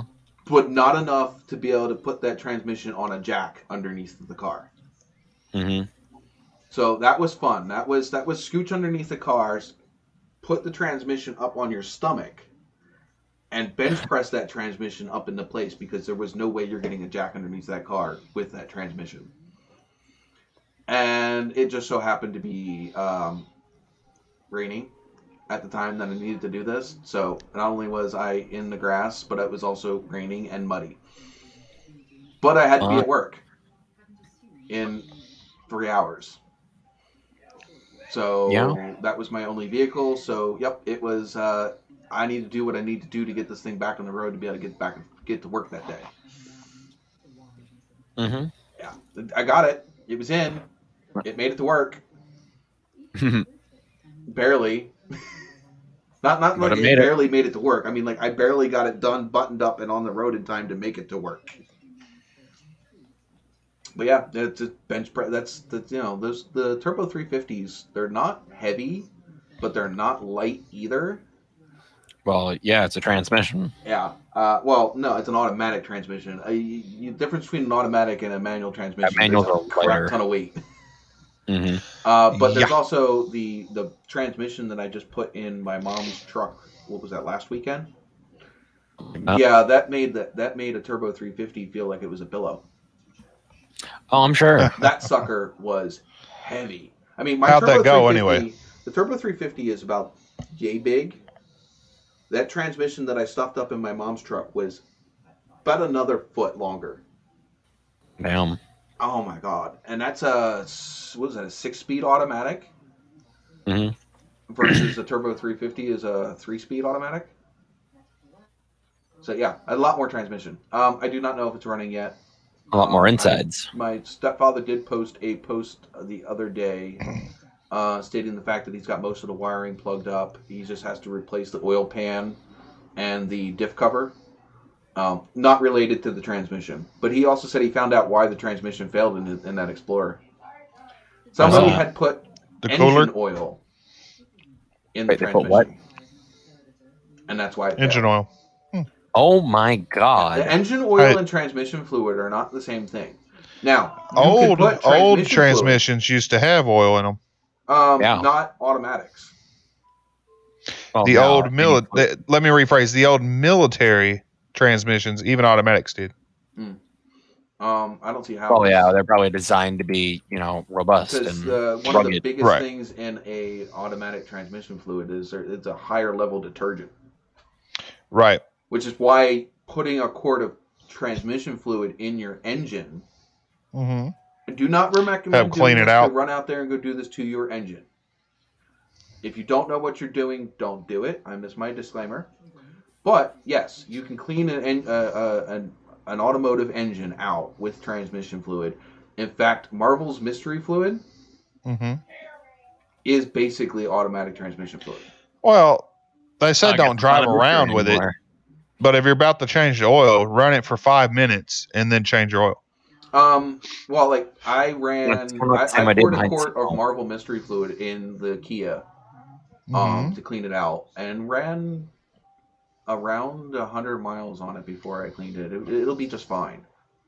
Oh yeah, but that's again Marvel. You're only substituting like a half a quart to a quart to 4 or 5 quarts of regular oil. You're not filling the whole thing up with you're not going to drain out and all the other oil. thing is you can't just, like you said, you can't just dump Marvel mystery oil or transmission fluid in your engine, a quart of it, without draining a quart out of your engine. Because if you end up doing that, what'll end up happening is you'll end up causing the fluid level to be too high, and you'll either end up having the crankshaft drag in it. Float your gears. No, not most. What do you mean gears in an engine? No, you're saying in your transmission. No, I'm saying. I'm sorry. You can't I misheard just dump a quart of transmission fluid in your engine and run it to clean it out. You have to pull a quart out because what happens when you overfill an engine is it starts dragging the crank. Or it'll sling it up under. It can cause the fluid lock. Is basically what you got to worry about. Either cause excessive drag on the spinning parts, or it'll cause it to hydrolock, which is not good for it. You don't ever want to overfill an engine. it's definitely not good for it. That's why, like a lot of LS engines, they actually have a crank scraper, which literally rides where the crank does and will keep excess oil from clinging to the rotating parts. Interesting. And I would never suggest putting engine oil in your transmission if it calls for transmission fluid, ever. Right. Actually, I have a little. Sorry, I'll let you finish. Well, because transmission fluid has special properties for the clutch plates and detergents to keep the clutch plates from gumming up. And there's a lot of things that are in automatic transmission fluid, like the Dodge transmissions that I run. You can't even run like your normal transmission fluid on them. It has to be Dextron 4. You cannot put anything but Dextron 4 in a Mopar transmission. Mm-hmm. You can run Dextron 4 in a Turbo 350, but you can't run Dextron 3, which is normally what you run in a Turbo 350 or most modern transmissions, in a Dodge transmission. It will destroy it. Yeah, because there's a certain chemical property in them that if you don't have that in the Dodge transmissions, that they will eat themselves alive. Mm-hmm. But I was gonna say I want to say it was the first year or the first year, but the first production run of the Lamborghini Miura. The engine and transmission actually share their oil. that was not an automatic transmission, though. Correct, but I think it's interesting. Well, maybe. Hold on, we'll wait for him to pop all the way in. But yeah, and a lot of manual transmissions don't run engine oil either. It's hydraulic fluid, right? Or gear oil, because it's thicker. It's a lot thicker. I'm trying to think what. Yeah, well, I really don't remember, but I know my transfer case in the '84 Jimmy runs. The transfer case. Maybe it is gear oil. The transfer case in the transfer case in the truck. Maybe it runs transmission fluid. Transmission fluid. Maybe it runs transmission fluid. I don't remember. But my front rear runs gear fluid, and so does the back rear. Mm-hmm. They're all gear fluid. Well, I had to put a new transfer case in it. Is he here? It's chain driven, but I don't remember what I think it's just transmission fluid. Yeah. If it is gear driven, you'll end up seeing it'll either have hydraulic or gear fluid. Some of the newer transfer cases are clutch driven. So it all depends on what the manufacturer recommends. I mean, that's how that is. Chris is trying to come in. He's not getting a decent connection to the stream. He's trying though. Yeah, he's probably in the middle of nowhere. But I mean, that you have to watch because I mean, radiator fluid or coolant. It's not all the same either. No. A lot of them you really do have to watch what color you're running because it's not all green now. And each one is not exactly the same. I mean, a lot of like Mopars, they run their own special fluid again. So do the older Chevys. Now you can buy. I say the Fords not for every car, but you can buy universal fluid, and it has to say works with, and it'll say GM, GE. But I would not suggest running universal fluid in like a modern Mopar. Would not do it. Oh no. And what it is it's the stuff that the components are made of. The fluid will end up having a reaction with it, with the metal itself, and different parts that it runs through. And sometimes, like I said, you could be running a coolant, and if it runs through a certain, maybe some plastic stuff inside the thing, it'll eat that plastic bit alive. So you got to watch. And sometimes it'll use, like, if you, there are certain fluids you don't run in Chevys because it will cause the whole coolant system to corrode. And that's why you got to watch. You got to, people just think, I'll just throw some green coolant in it. The old Fords ran an orange coolant, like your 80s and 90s Fords. Even the early 2000s to mid 2000s Fords ran a clear fluid. Yeah, you have to watch it. Like very few I mean, most of the Chevy stuff back in the day ran just your standard green. Well, you remember the Vortex used to run that orange coolant. Yeah, Dex Cool. Yeah. Yep, Dex Cool. There you go. And you could not mix that. It's because of the aluminum blocks. Well, they used to say the same thing about synthetic oil too. Like, never mix synthetic and regular. It's like, why? It's oil. You don't. It's not just oil.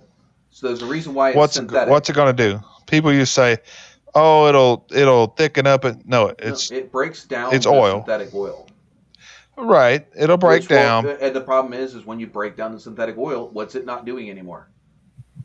Well, it's the detergents aren't. Right. Well, and if it's not lubricating, well, then your parts are going. Do not mix conventional oil with synthetic. Don't do it. So, what's the synthetic blend then? Synthetic blend is not actually. It's specially formulated to run that way. You can't run, and it's not a traditional oil that it's blended with. No. Well, and different. I'm not talking about mixing it. What I'm talking about is when they say, if you ever start synthetic, you can never go back to regular oil. And it's just not true. That. No, you can do that. You can, just don't be like, oh, well. There's not going to be enough left. As long as I would, if I was going to switch from synthetic to regular, which I wouldn't recommend. Once you go to synthetic, just stay with synthetic. Yeah. Because synthetic is a lot better. It takes a lot longer to break down. It's got a lot higher heat tolerance. There's a lot more benefits. There's a lot more detergents in it that can be used to keep your engine clean.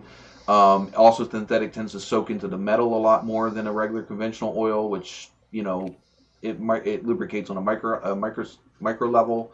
But if I was going to switch, I would put my conventional oil in, and then probably within, I don't know, so many miles, maybe 100 to 200 miles, I would probably do another oil change.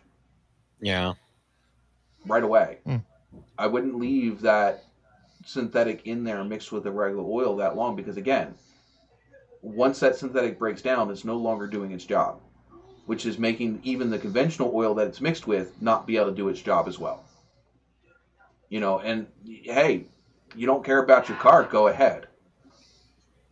But I've replaced enough motors and tearing apart enough motors that, nope, I don't play with oil. I just don't. So you're a brand kind of oil guy, or is it just as long as it say SAE? It's not a brand. I mean, no, I won't necessarily. If I'm going to throw a cheap oil, like right now, there's cheap transmission fluid in my truck. Not because I'm going to run that cheap transmission fluid, but there was no sense in me keep throwing Castrol GT whatever it is in that engine. I mean, in that transmission, if I was going to keep pulling it back out of that transmission to keep, there's no point in me throwing 12 quarts of transmission fluid in that transmission to find out that it didn't fix and I had to tear it apart again. Because 12 quarts of Castrol transmission fluid, it was like over $100. Oh, yeah. I'm not throwing $100 away every time I found out that it didn't work. I got you. So I would rather spend $30, $40, throw some cheap transmission fluid in it that I know I'm not going to keep in it until I fixed it. And now once it's fixed and I know that it's working, I'm going to drain it and I'll put Castrol in it. Because Castrol is one of the only companies that make a decent, Dextron 4. As far as engine oil, though, I'll run Walmart because if it says SAE on it, then it's going to have the detergents you have to have. Watch enough YouTube videos on people that do stress tests on oil, and you will realize why you make that mistake. Again, a vehicle that you're selling that you're just going to, that you're just turning around. Let's put it this way: it's a different story. I've got a '95 Nissan Altima that I've always done Walmart oil on. It's got over 300,000 miles on it. Runs like a new car. Tear it apart. Okay. I mean, maybe I will for YouTube video. I don't need to though. It's no reason. The rings aren't even bad. But you will see. I guarantee you, if you ran that same car with a good oil, that car will last longer than on Walmart oil. I don't know. I think 350,000 miles is good enough. But it didn't run the whole 350,000 miles on Walmart oil. It did actually. Hmm. It did the whole time. I'm telling you. And as soon as Walmart started doing synthetic, it went to synthetic. But I wouldn't trust it. But that's just me. that's I run it out all my vehicles, even my hybrid. Running all of them. I run Pennzoil, a high mileage synthetic in both the Kias, and I run Pennzoil in my Nova for Pennzoil or Valvoline are the two that I run in my cars. And again, it's not necessarily the name brand. It's just because, I've seen what their oil does. I've seen, that it doesn't break down, that it doesn't turn into sludge, that, and that's the major thing you got to worry about, is it breaking down or gumming up inside your engine and turning into sludge. Yeah. Grim says you have to use Dexos, which actually the SuperTech, you could buy Dexos oil with SuperTech, the Walmart oil. So he's right though. You don't want to do that. Check engine light wheel, come on. Yeah, you gotta. I like I said, right now I run. Well, I mean, and also the Kias call for full synthetic. Yeah. Well, and that's I run synthetic in everything now. But just more cost efficient. What you don't want to run synthetic on, you wouldn't want to run full synthetic in my Nova. No, you don't run full synthetic in my Nova. Because it's not good for that engine. That was designed with synthetic in mind. Yeah, exactly. It wasn't designed with synthetic in mind. And the benefits that synthetic does with modern motors would not be a benefit to that motor. I mean, it's just like I have to put zinc additive in when I do the oil change in the Nova. Flat tap a cam. If I don't put zinc when I change the fluid in the Nova, it will wipe the cam faces off, the cam lobes off. Oh yeah. Wow. You got to also remember that the valve seats in those older engines, they were designed to have additive they used to keep in gas. Lead. Yeah, lead, actually. I think it is lead. That was designed to, it kept the valve seats from being pounded out. Oh, we got Mrs. Formey. Is it Mrs. Formey or Chris? Mrs. Formey. Oh, it's Mrs. Formey. Chris couldn't get a connection, I saw. I had trouble with it, so yeah. I understand. Yeah, I saw. I would have popped him in. I tried popping him in a few times, but I noticed that it was just spinning. So I mean, it knew he didn't have a decent connection. Yeah. And I do see him in the chat. So, yeah, it's you got to watch what the engine calls for. Like I said, I never ran synthetic in my Nova for a reason. I ran Valvoline high mileage, and then I would add a zinc additive to it. Well, there's some people that change their oil. They still change their oil every 3,000 miles, no matter what. That's not needed. It's like, just go look at the book. If you got a newer car, go look at the book and see if you're running the type of oil you're supposed to, and see the miles. Mm-hmm. Most of the new ones are 5,000 to 6,000 miles in every 6 months.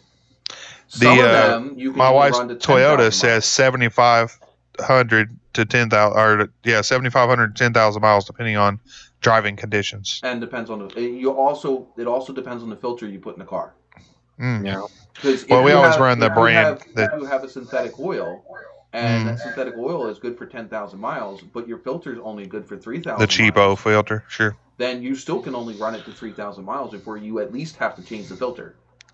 Yeah. Well, I just get on Rock Auto and or eBay even and buy. Say if it's a Toyota, I'll buy a Toyota filter. If it's a Dodge or something, I buy a Mopar filter. Yeah. And they usually on the newer cars anyway, they usually have the synthetic filters. Yeah. That are made for that car. I think I run Wix in the Wix Kias. is okay. Sure. Wix or the what is it? Something 10. I'm not sure what the other one was. But they're actually they actually make the Kia filters anyway, so I run Pure later sometimes, especially the vehicle I'm going to sell. I will run a Fram, but And it's going to have to be one I that. used to run Frams in my thing, but I have seen one too many Frams collapse on themselves. Yep. Oh yeah. And so I won't run. I used to run. If you look at the pictures of when I pulled the motor out of the Nova, you'll see there was a Fram on it. I used to run Frams and everything. The tough guards. And easy to take on and off. They're cheap. Well, I won't do it anymore. I mean, they didn't used to be cheap. Fram didn't used to be. Fram were the filter of choice. Back in the late '80s, early '90s. Yeah. That's also with the Fram air filters, because you didn't have to. You washed them out and you re-oiled them and you could reuse them. Kind of like the K&N. Yeah. But Fram used to be the brand for filters, and then they got bought out, and they're just junk now. And so like everything else, like GE and everything else, where you have these brands, Craftsman. You have these brands that they were trusted, that you were used to, and whatever, and what happens is you just they buy the brand for the loyalty, and they don't put it in as well. No. It's not the same product you had when you were a kid. Craftsman's the exact example. Craftsman's are no longer made in the U.S. They are no longer the fit and finish that you used to get. I mean, you take an old school Craftsman ratchet back to go get it replaced, and you end up with this, like, the edges aren't the same. It's just, it may be the same shape, but it's just the finish, the fit and finish isn't there. Now Craftsman is owned by Stanley Black & Decker, so. Yeah, and I didn't really like Stanley tools either. I like Stanley only because you can call them and say, hey, I need a new tool, and they'll send it to you. Yeah, but again, Stanley was nowhere near the quality of a Craftsman. Right. Especially the ratchet stuff, they break, the teeth break in them and stuff, and it just. It would take a lot. You bust a couple knuckles, you won't like them anymore. It would take a lot to break a Craftsman, and when it did break, you could end up. You go right to the Sears, go pick it up, and go right back to work, and it was the exact same tool you bought. Yeah, good build quality. And even if it was a 20 or 30-year-old ratchet, the newer ratchet was almost identical to the one from 20, 30 years ago. But they aren't now. I noticed that the last time I took to get one replaced, and this was back when Sears just started, like, struggling. I went and took a ratchet back, and I noticed that the ratchet that I got back was nowhere near as nice as the ratchet I took in. And so I stopped. You go look in my tool to almost every single one of them are old school Craftsman. Yeah. I have not bought a single new Craftsman. Well, and yeah.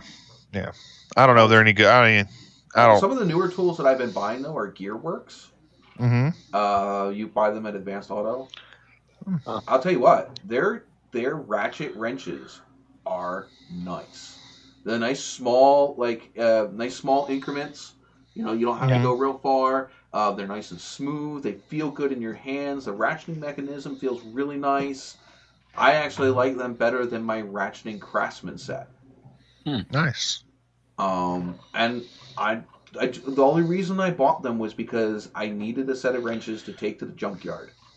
I bought them with the junkyard tool in mind, because we all know what happens to tools that you end up taking to the junkyard. Yeah. You leave them, break them. Yeah, whatever, they end up getting because you got to use them as everything. It's not only a wrench; it's also a hammer. It's also exactly whatever you need, a pry bar. I bought them for the sole point of using them at the junkyard, and I used them at the junkyard. I'm like, this isn't a junkyard wrench. This is better. The junkyard is not. It doesn't. What is it? It's this wrench is better than a junkyard tool. Hey, they have a. Speaking of junkyard, I went to the other day. They have a 13 Kia Soul with a whole front clip down there. Yeah, I don't. Too far though. Yeah, I also don't have the money to dump into that just yet. Yep. I have another thing on my horizon that I'm working with. Some of you guys know. The rest of you guys will find out when I get to 2,000 subscribers. You don't need that. No. I don't need that. I want that. Shut up. You're gonna make me say too much. Quit drinking. You won't say it. I've had one beer in 2 hours. I think I'm good. Oh, you falling behind. My wife over here keeps refilling my cup. Thinks she's trying to get me drunk. Oh, I don't have. I can't. That's my only beer.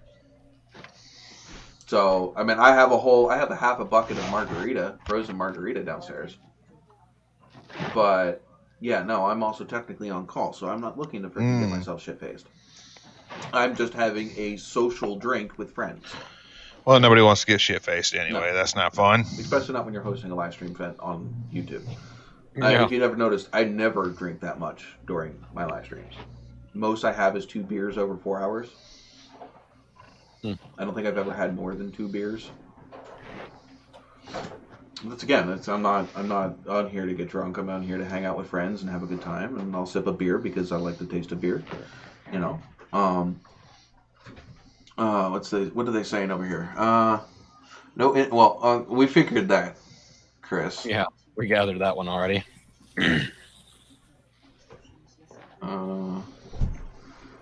Why? Oh, Chris, what about snow is what's ruining your reception, I'm guessing. Must be over in Colorado or some Wyoming. Miss Forming, where is he at? Just left Omaha. There you go. Between Omaha Nebraska. and Lincoln. It'd be snowy out there. Oh, yeah, definitely. I'm not looking forward to snow. And obviously, I keep putting off going up to the truck and pulling that line, and I'm going to end up doing it in the snow when I need the truck. Yeah, you might want to get it It's going to be one of done. those things that it'll start snowing, and I'm like, I really need this truck now. God damn it. Go up there and freaking start digging out the freaking truck to be able to replace the line. How do the Kia Souls do in the snow? Do y'all got a lot of ice up there too, or just snow? Oh yeah. Depending on what it is, you get a lot of ice. Yeah. We get mainly ice down here, but no, we get the 1 year we had over 2 feet of snow. Oh wow, that's crazy. You know how tall my truck is, right? Sure. It was over the bumper of my truck. Wow, I could imagine that. And the truck gave no fucks. Yeah. I threw that sucker in 4-wheel drive. Yeah. And it made its own road. If we get half an inch around here, school's closed. Yeah, because no one knows how to drive with snow Well, they down do there. that. Unfortunately, We do drive on ice down here, though. We get a lot of ice. Unfortunately, they do that up here, too. And they didn't used to do that. When I was a kid, they would have to be 3 or 4 inches of snow on the ground, and it still be snowing heavily for them to close school. And it had to do that before 9 or 10 o'clock in the morning. Because if it was afternoon, they would wait. They would still hold the whole day. We got both of them. We have both the Mrs. Well, actually, no, it's Mrs. Formula and Chris. I don't know if we have a last name to make it a Mrs. and Mrs. Mr. and Mrs. Firebird Formula. There you go, Mr. and Mrs. Firebird. Mr. and Miss Pontiac. Yeah, right. But oh my God, I haven't had 5 people up here on screen, and I don't know how long. Yeah. I think I could have. They switched on you today. You only have 5 people watching. Yeah. I don't know if I can. I don't know how many people I can have on here without being, whatever. I don't know if it's 6 or if it's 8. Well, when I logged in, it said you could have 10. Ah, there you go. Oh, okay. Well, I've never had 10 up here. That'd be a little cozy. It'd be a conversation. I'll tell you that one. So can you manipulate the size of the screens? No, well, I could. I mean, this is what I normally run. I could run this, which really looks goofy. Here you go. Well, but you can't. I could just run this. Can you manipulate them? Each one of them is what I'm saying. Like I can run it like this, where my screen's biggest, I got you. and then everybody else is small. Poor Cletus is definitely hiding behind my. Yeah, he's up there now. You are definitely hiding behind my freaking screen. Showing off the car, guys. If you can see it. What? Oh boy! There's the Formy. Pull her screen up full time. All right, hold on. Formy. I will. Give me a second. Miss Princess. There we go. She's the princess. There we She's the go. only car in the garage. Woo! Hey, before you run away, you should show the big engine for the next one coming. Oh, we got some new fun toy coming. That one? Oh boy! Potentially for the street legal. Welcome to the old 455. I haven't decided what to purpose it into yet. Yeah. It's basically the same thing as the engine I gave you, just a couple more cubic inches. Yeah. couple. Well, it's And only. more compression and more power because it's an early 70s. It's not Oh yeah, early to mid 70s. It's not the. Geez, it was like an 8.5 to 1 compression in that 403. Good lord. That's okay. Some of the 305s from the 80s were down like 7.5 to 1 compression. They were horrible. Now the engine that's in my Nova is like an 11 to 1 compression because of the smaller heads with the 305 heads on the 350. And now, fuel technology as good as it is now, you can do She's that. got all the toys outside in the backyard for this shit. Yeah. It's not necessarily the fuel technology because they used to run 11.1 compression ratio in the late 60s. Most of the engines back there were 11. It's emissions are the reason why they don't run high compression. It was their way of getting past emissions. Mm-hmm. So yeah, it's not a fuel technology. It was a which is stupid because the higher compression made for a better burn. Yes, it did. But we have a better understanding of it now. Yeah, exactly. That's the difference. Is the better understanding. And obviously we are well above it because we were making a hell of a lot more horsepower per cubic inch than we were in the 60s. So I think you need some more trophies there. You think?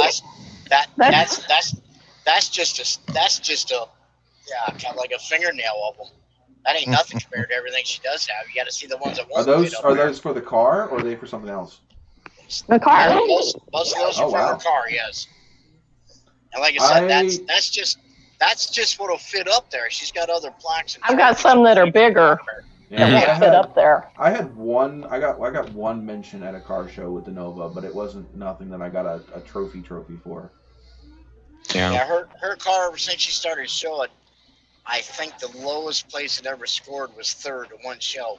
Most time it's pulled first or second. Or it's got best in class, best in show. I mean, the one thing she did like 3 trophies in the same event. I've always liked the twin hood scoops on the formulas. Now when it gets closer to the 80s, I didn't like that flat scoop that they had. Hell, even my old burned up truck won a trophy at a show out there. Yeah. They just give trophies to everyone. Kind of cool. So I said they just give trophies to everyone then. I only have one trophy on my truck. That's not it. Is that it? Yeah, I guess it is it. It ain't showing up that good. You got to drop down. You got to drop down to show the whole thing. There you go. Is that a brake rotor? No, it's a crankshaft pulley. I can't see it. Yeah, it's not enough light in there. It's made up of a crankshaft pulley, a timing chain, and gears. Somebody hand built them. From a Walmart. Yeah, it was hand built. That was the longest distance traveled award. Well, now I drove Jean Grey 12,000 miles to that friggin' car show in Dayton, Ohio. 12,000? 1,200. I say 12,000. How many times did you go? I know, right? Like, what did you do? But the thing is, what you need to understand is that was 1,200 miles on a car that sat for 6 years. So it felt like 12,000. First trip. No. Yeah, that car drove to that car show like a dream. I mean, that was the most comfortable 9-hour car ride I've ever had. Come on now, the Kia Soul has to be more comfortable. Oh fuck no, it is not. That Kia Soul, you don't feel very good after driving that thing for an hour. Sure, people don't stare at you the same. Is all plaques. You got to find wall space for those. Yeah, exactly. Show the big trophy on the table. Yeah. That's probably the biggest one. No, the biggest one's behind yours. So the trophy on the table is the next biggest one. Yeah. You have to back up. You're too close with your phone. God damn. That's a big one. That's a big boy. Now tilt down. There you go. Every now and again you get really interesting. You get an interesting trophy. Yeah, a little spark plug one. That's cool. Yeah, that was Yeah. pretty. I like that one. The thing is, That's a good desk one. People get so complacent of just going to the trophy store and just getting some freaking random trophy. And She's getting got one made out of a flywheel. Yeah, I like the ones where they're ingenious, like the. I got one out of a hubcap. Oh, that's cool too. Yeah. What was the one? What was that car show that I used to go to down in Red Lion? It was Poor Bastards Car That's Show. the hubcap. Yeah, there it is on the wall. Poor Bastards Car Show. That was. They all had handmade trophies there. They didn't go to a trophy store. Cool. The problem is, you get the ones that do trophy store ones, and they all start looking exactly the same. Exactly. You'd have to read them and see what they are. It's like, oh, that one's third place. Oh, that one's first. You know. Yeah, it gets monotonous, and then you just then what do you do with them? Because they're not aesthetically pleasing. Yeah. They're all exactly the same. Where do you put this? Well, I'm saying when you have ones that are different, you're more likely to show them off than the ones that are all generically the same. Sure. Yeah. The silver one back here is third place at Trans Am Nationals. So you went out to Dayton, Ohio? Yes. What year was that? 2009. Yeah, I was out there in The little gas pump is Editor's Choice Award that I got when I was at Pontiac Nationals. Yeah. I went out to High Performance Pontiac. Trans Am Nationals up in 2014. When the editor of High Performance Magazine came out and asked him to do a photo shoot, but didn't tell him who they were, and the next morning found out that she was going to be featured as the cover car in the ended up being the August 2010 issue of High Performance Pontiac, where she got cover feature story, table of contents page picture, cover photo. Yeah, that would be an issue to keep. Oh yeah, we got it. I bought multiples. Yeah, she was in. I mean, she was in that. If you look, there's like 8. How many magazines are there, dear? 6. I think there's like 5 or 6 magazines, maybe anywhere from 4 to 8 magazines. Her cars, like High Performance Pontiac, she got cover feature and whatever, and the other ones had mention in pictures and from a show in the magazine of her car. If you look at the cover photo for the Trans Am Nationals Facebook page, my car's on that. Nice. You can definitely tell my car because it's the only black car with the gold hood on it. So you can see why, I look at all this and then she throws me the keys to her car. Here, you can drive. I'm like, no. Do I have to? Do I have to? I don't want to be the one that's behind the wheel when somebody else runs into it. Exactly. That's some freaking Prius runs into you. Well, that's okay. Did you see there was a Dodge Demon owner that I saw that this week his Dodge Demon got hit by a drunk driver while it was parked in his own driveway. Oh no. Oh. Yeah, I forget what channel it was, but you can look it up. That's sickening. Drunk driver slams into my Dodge Demon or something like that. Yeah, he was getting work done on his garage. He was having he had somebody over to basically overhaul his garage, and so they had the Dodge Demon parked out in the driveway. Some idiot was huffing, like that stuff that you use to clean your computer keyboard and stuff. Yep. Air duster. Yeah, they were huffing the fumes off of that. And he hit a wall, passed out, and then slammed full throttle into the driver's side of this dude's Dodge Demon. I think that'd be an ass whooping. I saw the security footage of the not long, and yeah, I think there was that dude almost got his ass whooped if the cops weren't already there. I think it goes beyond ass whooping. That's justifiable homicide. Yeah. The guy was at work.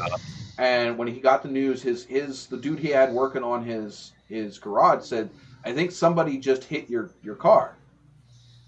And he pulled up he has one of those Ring doorbells like I do, and he pulled up the footage on the Ring doorbell, and it's there square as day. The freaking dude coming across like 3 yards and slamming full force into the driver's side of his car, enough to push the car out of the way.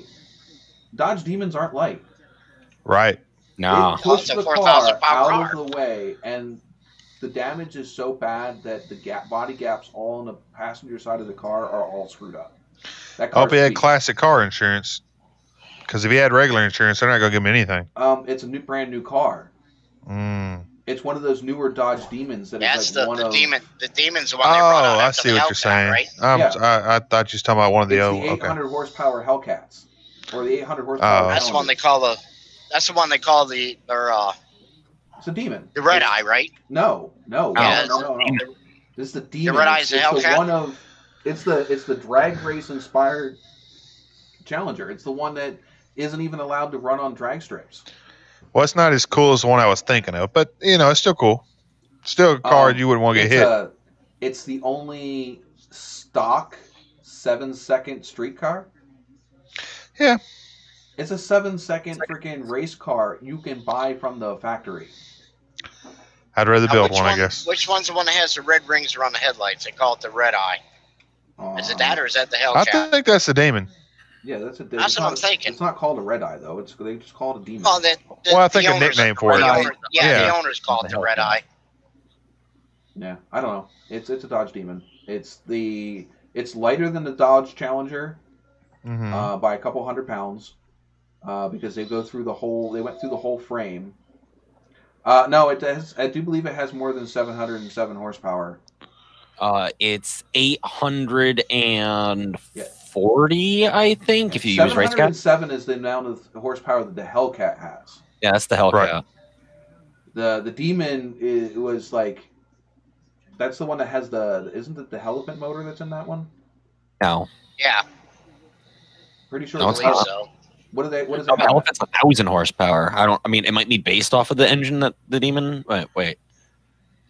Isn't the Elephant 7 liters? I'm not sure. I don't remember anymore. It's been so while since the Demon came out, but it's the wide body. It's badass enough that if somebody handed you one that would be a turnkey operation, plug and play, and whatever you want to put it in, ain't none of us would turn it down. Was just over 1,500. Not the number of the car. So they make only so many of them. Which is why he's really pissed, because it's not like he can just go out and go trade it for another Hellcat. Hellcats are a dime a dozen. Yeah. Well, compared to this car. Yeah, right. A dime a dozen, but they're a dime a dozen compared to this car. But yeah, so it's not like he can just go out and get that car replaced and go get another one. If it got hit that hard, you guarantee it's toasted because it would have toasted the frame on it. Let's just say the panel above the door is buckled. The window doesn't even stay in the channel anymore. There's a good like a half inch between the door and the window. The rear quarter is buckled at the C post and in the back. There's a inch and a half gap between the trunk lid and the driver's side quarter panel. Damn. There is no gap on the passenger side. The passenger side door, there's an inch gap in between the door and the quarter panel. So that car is bowed. Did the dude have insurance, or they didn't? Yeah, I don't know about the dude that hit him.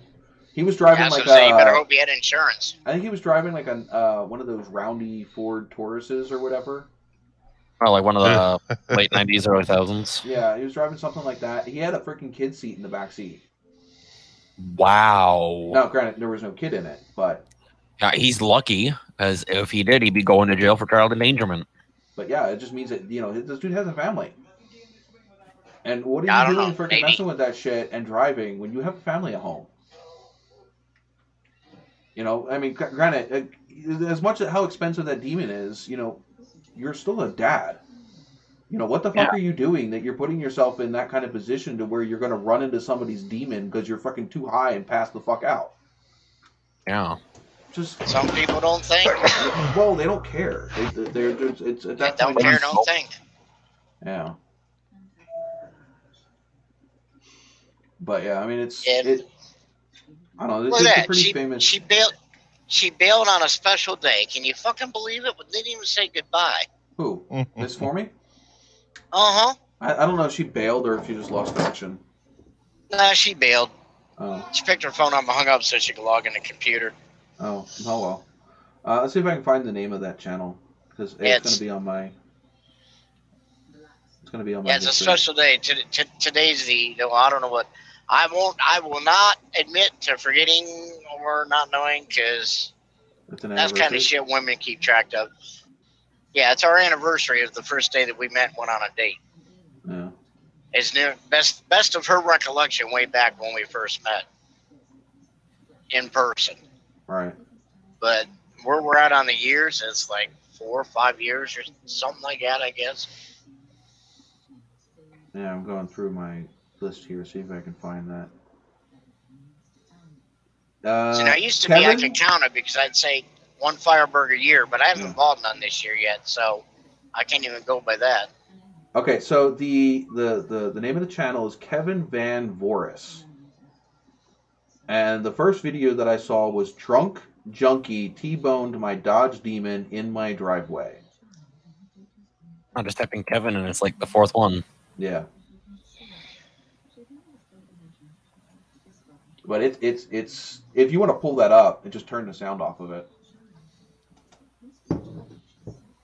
Just share that window. Don't share like your. Hang on, it's going through fucking ads.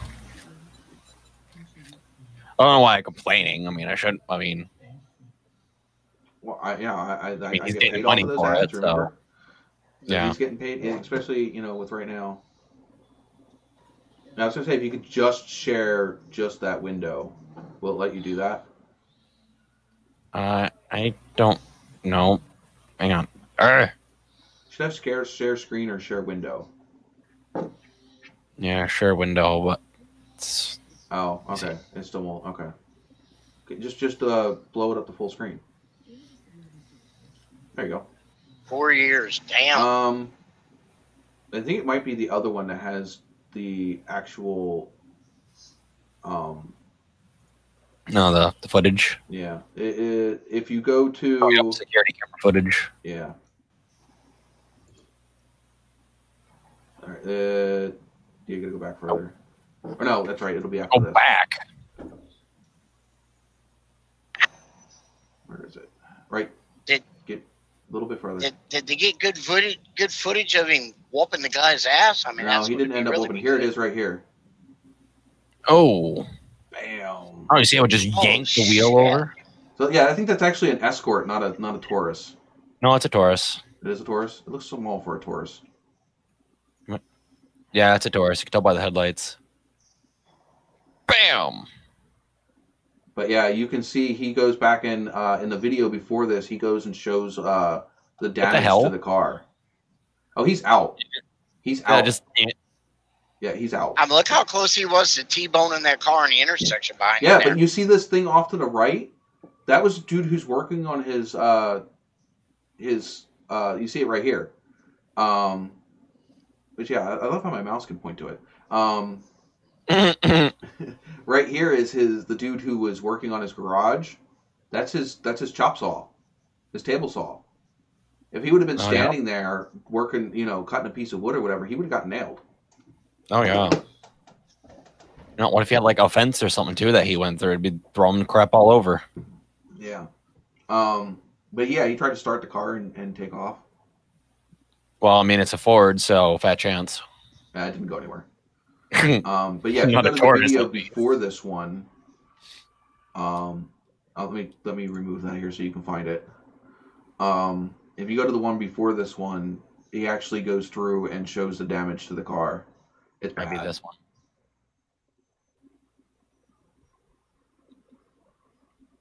All right, was it this one? Just scroll through that one real quick. I can see what you see right now. I just don't have it up on the screen. It might be this one. I think it is. Well, let me just... Yeah, that's this one. There's the gaps. Yeah, go back to the beginning. Not the beginning of the video, but the beginning of where he walks out to the car. All right, that should be it. All right, you make it big. That's what she said. But yeah, I mean... Yeah, you can see where the wrap isn't. Yeah. So it made that gap wider. Flat. Is that tire flat? The tire's flat. Oh yeah, probably pulled it off the bead. Them sticky tires like that. Look at the gap there. Wow, he can almost stick his whole finger in there. That is wild. And then he comes over here to the driver's side. He's got the bad gaps in the taillights. Yeah. Look at the truck gap there. Oh my He God! can Look stick at the his whole hand fender. in there. He could get in there. He could probably pull the emergency latch if he needed to. Yeah.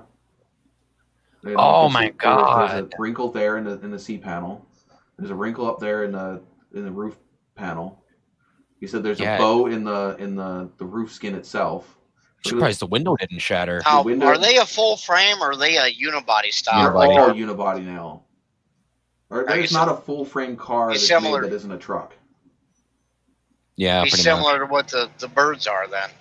That's the way all new cars are made. They have even the Dodges back in the day weren't full frame. Even a Dodge Charger back in the day was not a full frame car. Nope.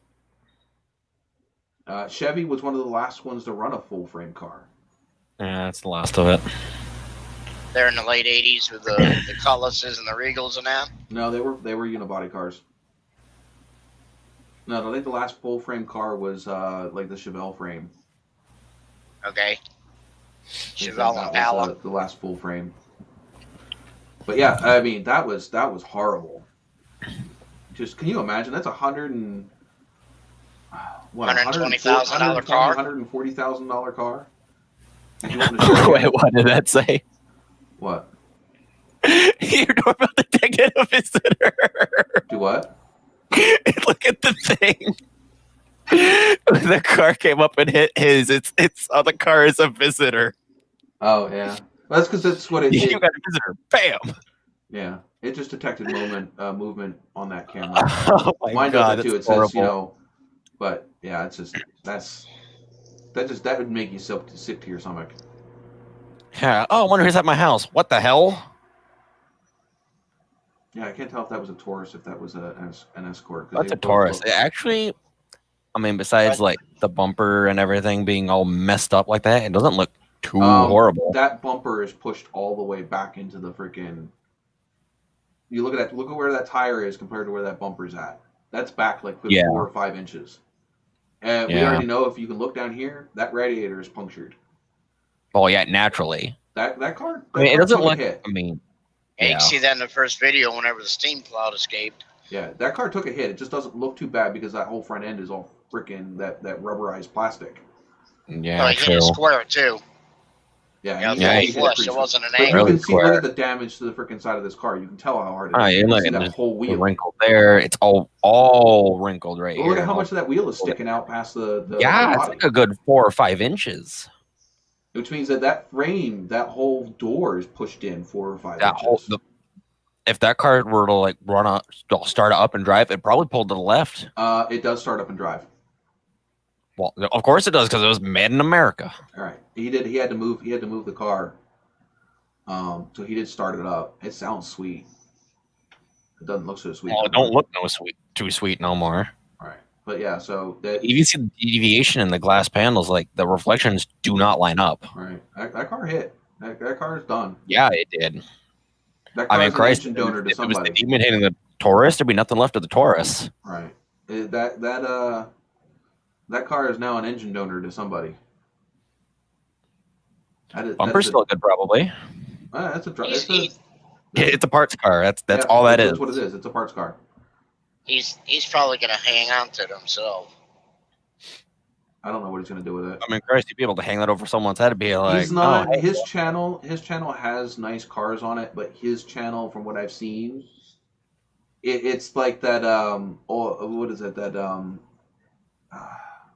So the guy that had the Dodge Hellcat that he wrecked or whatever, the one that got pulled over by the police, tall guy. No idea. Tall guy car reviews. He's like him.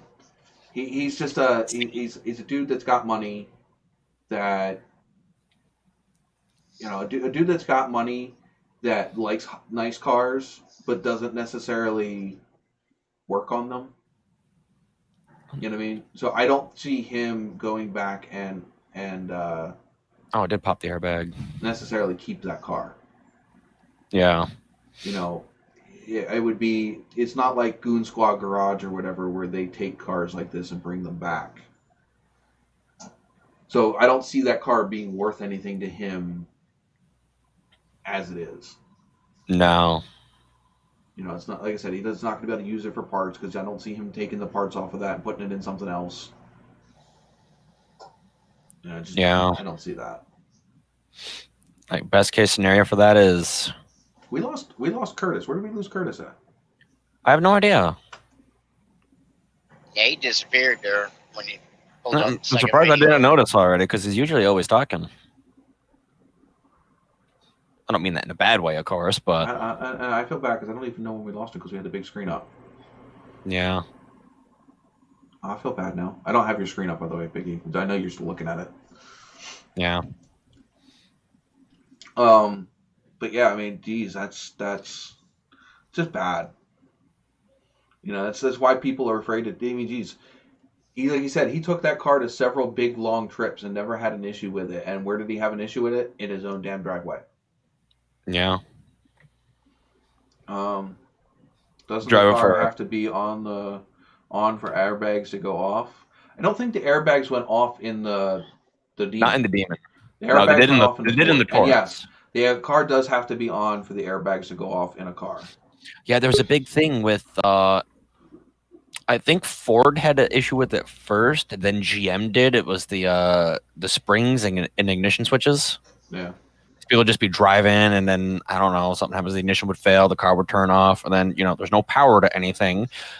The engine's not running. You have no power assist to anything, and then you crash because you can't control the car. Then the airbags don't go off, and you die because the airbags didn't go off because the car just shut off. Yeah, that's gonna be horrible.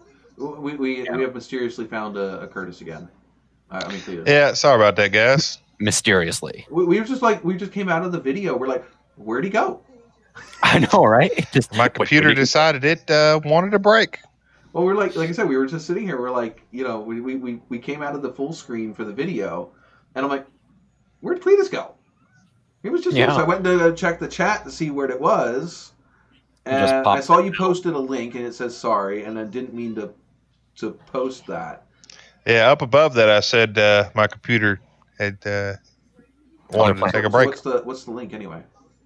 It's the YouTube video that I just did, just like an hour ago. Oh, so you're self-promoting. I got you. Yeah, sorry. No, I was, but not purposely on your channel. I was trying to send it to somebody. I let you post it because I have no links set. Unless it lets you post it because you're a moderator. Maybe. Most of you guys know how to check your oil, so you probably don't. It's probably not a video for you guys. But what? How do you do that? Yeah, well, showed my daughter. She learned now. So, Mrs. Formia is giving you a weather update, Chris. She says that you should be driving out of the moisture if you haven't already, but you will run into more around 76. Yeah, I appreciate her looking, but I can't read that, honey. Too tiny. That's what you have me for. I can read it for you. Yeah. See, we got your back. Your honey has your back, and we have her back and your back, so we're all good. That way she doesn't have to talk to you. Some of the stuff she finds, when I'll ask a question, just out of the blue, random, or trying to. I can't think of a thing yet. It doesn't matter what it is that inside of, I'm going to say 5 minutes or less, she hasn't found one or multiple. Here it is. How the hell did you find that? I don't know what it is about her. And it's not all Google. It's more than Google. If you can't come up with it on your own, you can find it there. Though I do have to admit that the older search engines used to be a lot better than Google. The old school ones. In some ways, anyway. Like you're talking like Ask Jeeves.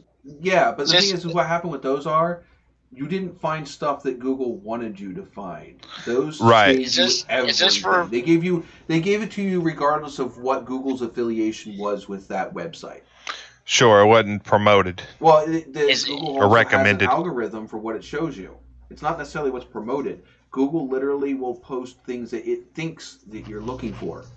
Instead of giving you an unbiased search engine, the only unbiased search engine that I know of right now is DuckDuckGo. That is the only unbiased, non-algorithm search engine that's left. They don't give you search results with ads. They don't give you search results based on an algorithm. It's literally keyword based, and it will pull up everything for your keywords. Hard to beat Google though. Do you guys ever use Bing? I used to way back when. Is this where you should tell that's Microsoft. Bing gives you points. Yeah, well, that's a Microsoft program. Bing is owned by Microsoft. Right. But then again, it's still a big company with its own ulterior motives. What you search on Bing is, again, it's still, like I said, the only one where, like, if you're looking for something obscure, that, like, if you were to search Google, it would give you all of these more generic, more popular versions of what you're looking for. But to say you're looking for something obscure, DuckDuckGo will find it. You'll end up more likely to find it on DuckDuckGo than you will on Google. Because again, it's not going to try to find what it thinks is more popular or more relevant. It'll literally give you just a raw keyword search. Try it. Search for something that you think. Search for something on Google and search for it on DuckDuckGo and watch the different results.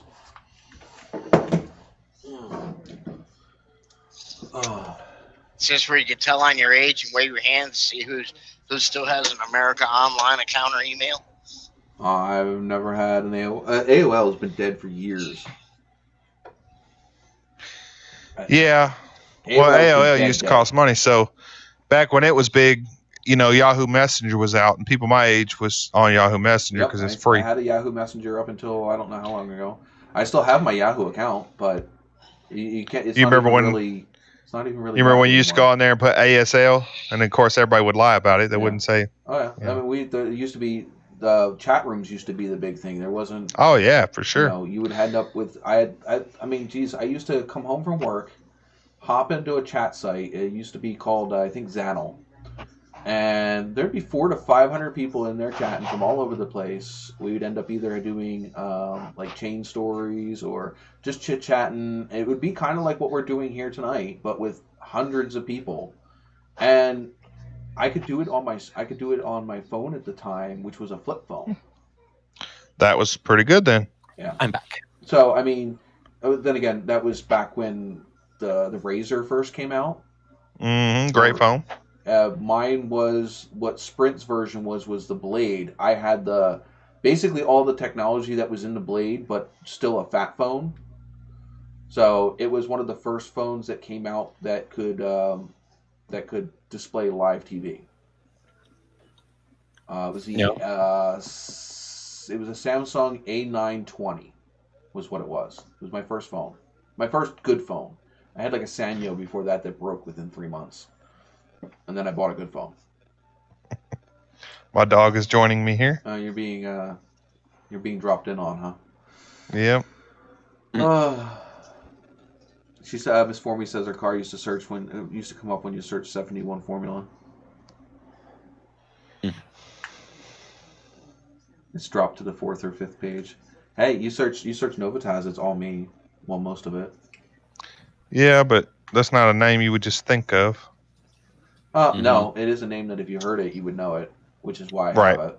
I mean, sure. If you're searching for NOVAtazz, you're going to find my stuff. Sure, for sure. Which is great and my name is quick and easy enough that if you were to like be in passing or whatever and seen it, it's something that you would be able to remember. That's what the X said. What? Which one, Chris? Does it matter? Okay.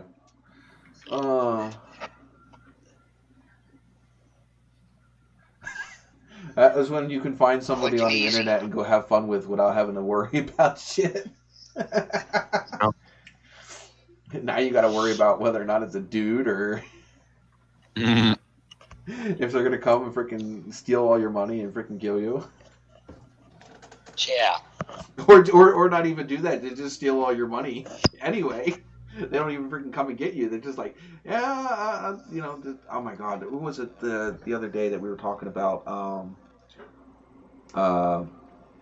Somebody that I know has a friend that met some guy online and wanted her to wire him money. But it's like, it's that same scam. It's always some dude from Nigeria or something like that. Or Nigeria or Ghana. Got billions of dollars. He just needs a couple hundred to unlock their bank account. Yeah, that bullshit. I mean, that's just been around since the freaking 2000s.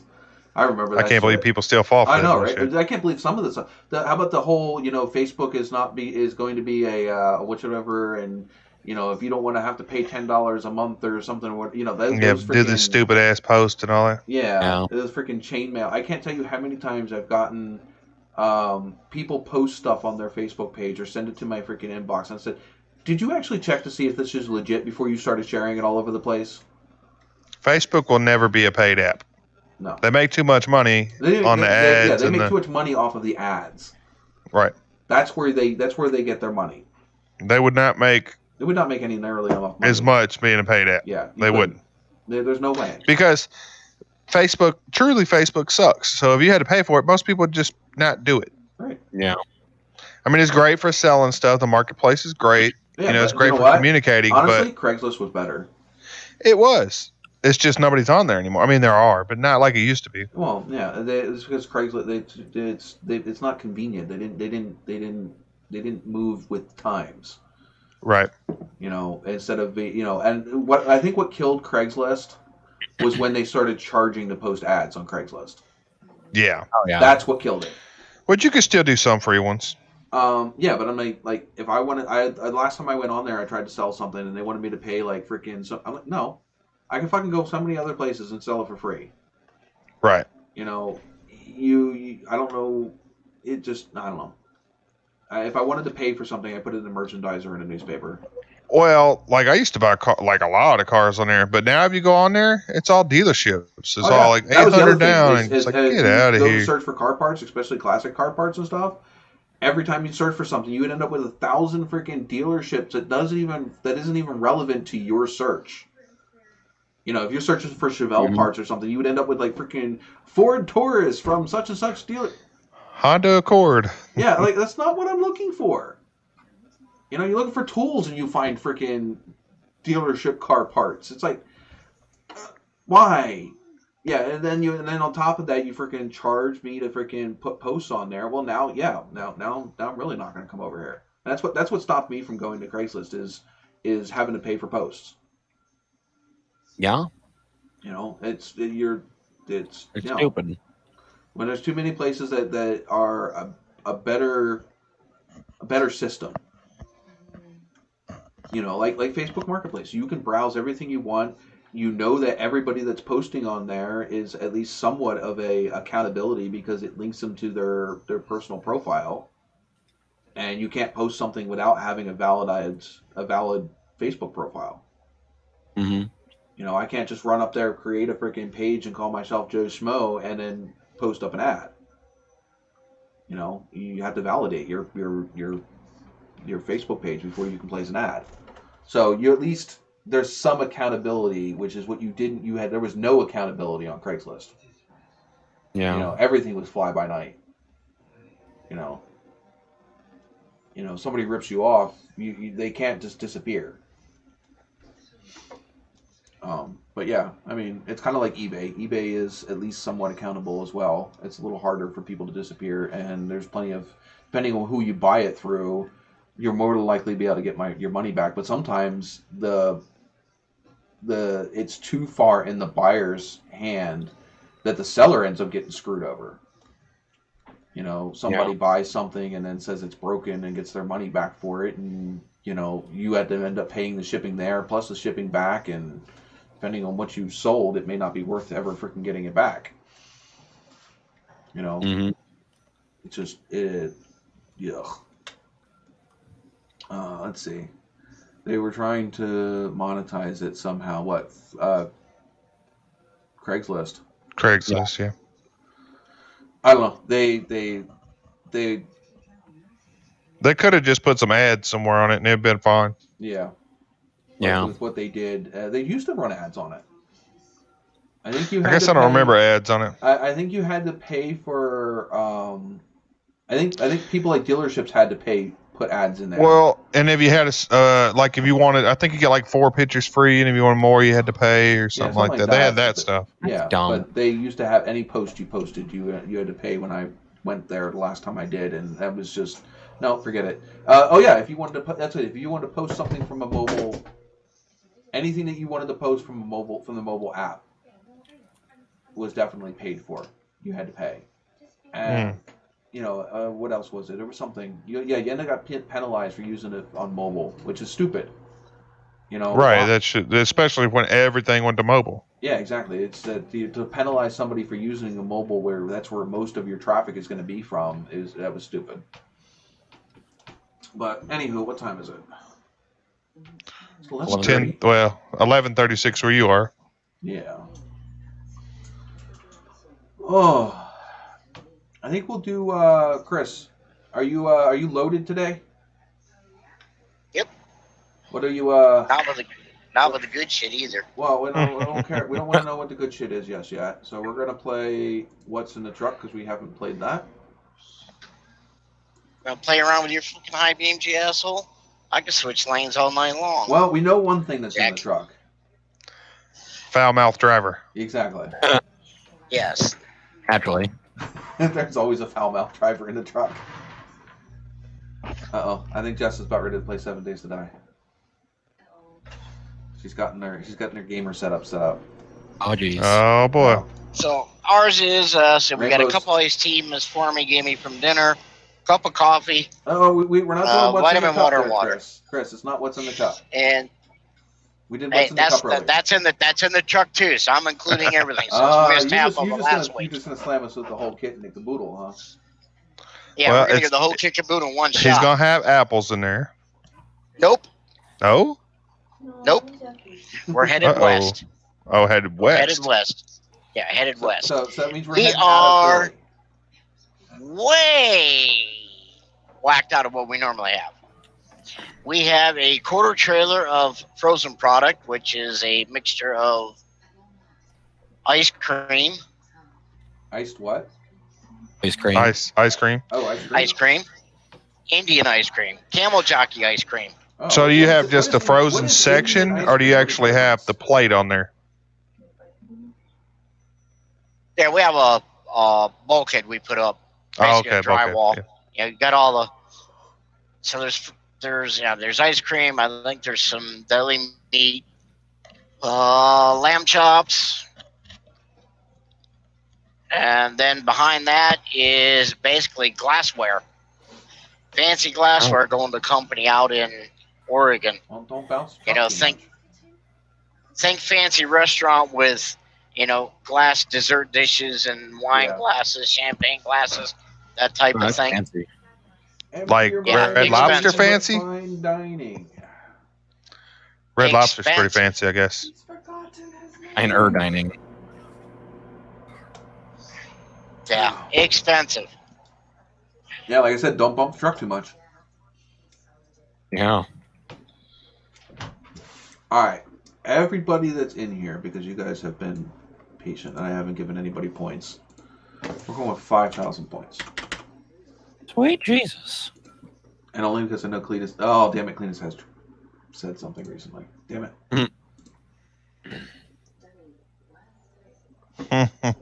You're just trying to beat me up, huh? Recently enough, because I don't see your name go up.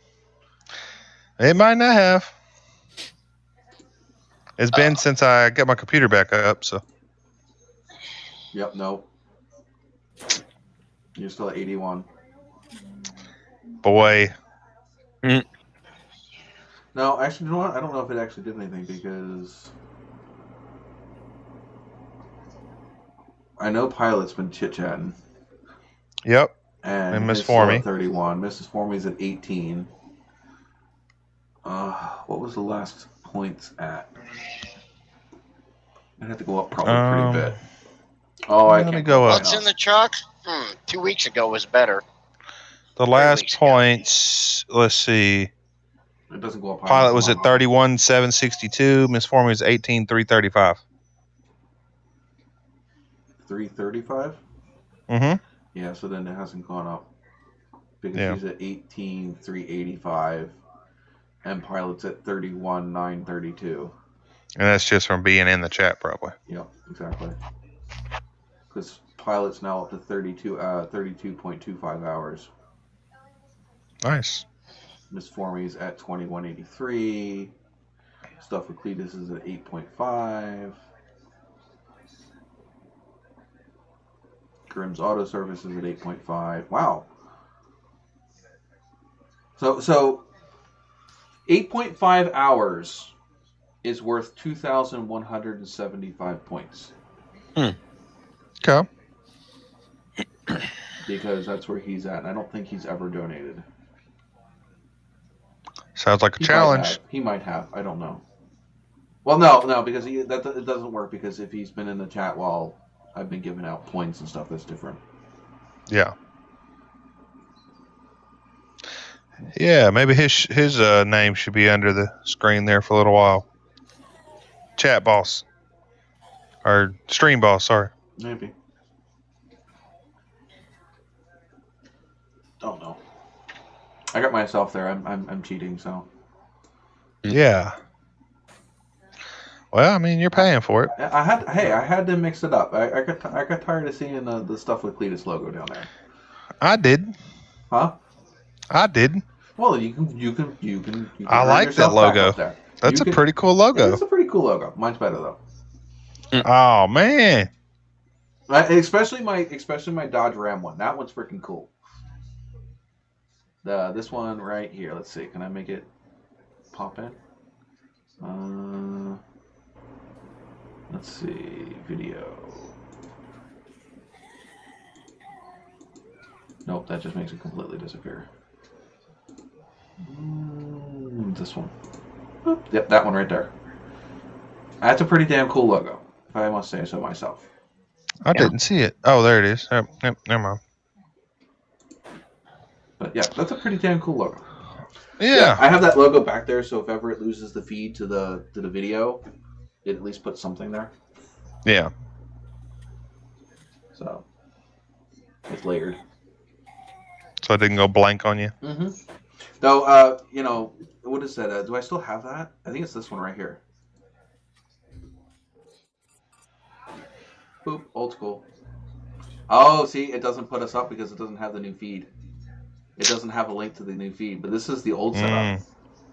Yeah, I remember that when I first started watching. Yep. It's still there. I still have it. I could use it at any given time. But yeah, that's pretty cool. I like making these the backgrounds and stuff. I just unlocked a new thing through StreamYard. And it depends on. I get to unlock more cool features depending on how many concurrent viewers I have in my live streams. Oh. So the more people we get in here, the more cool stuff I can do with the live stream. That's cool. Yeah, I thought so. Let's see if I can pull it up to see what it says I can do now. It's called All Stars. Right now I have custom overlay and design giveaways unlocked. But I can unlock things like t-shirts, multi-stream, professionally designed themes.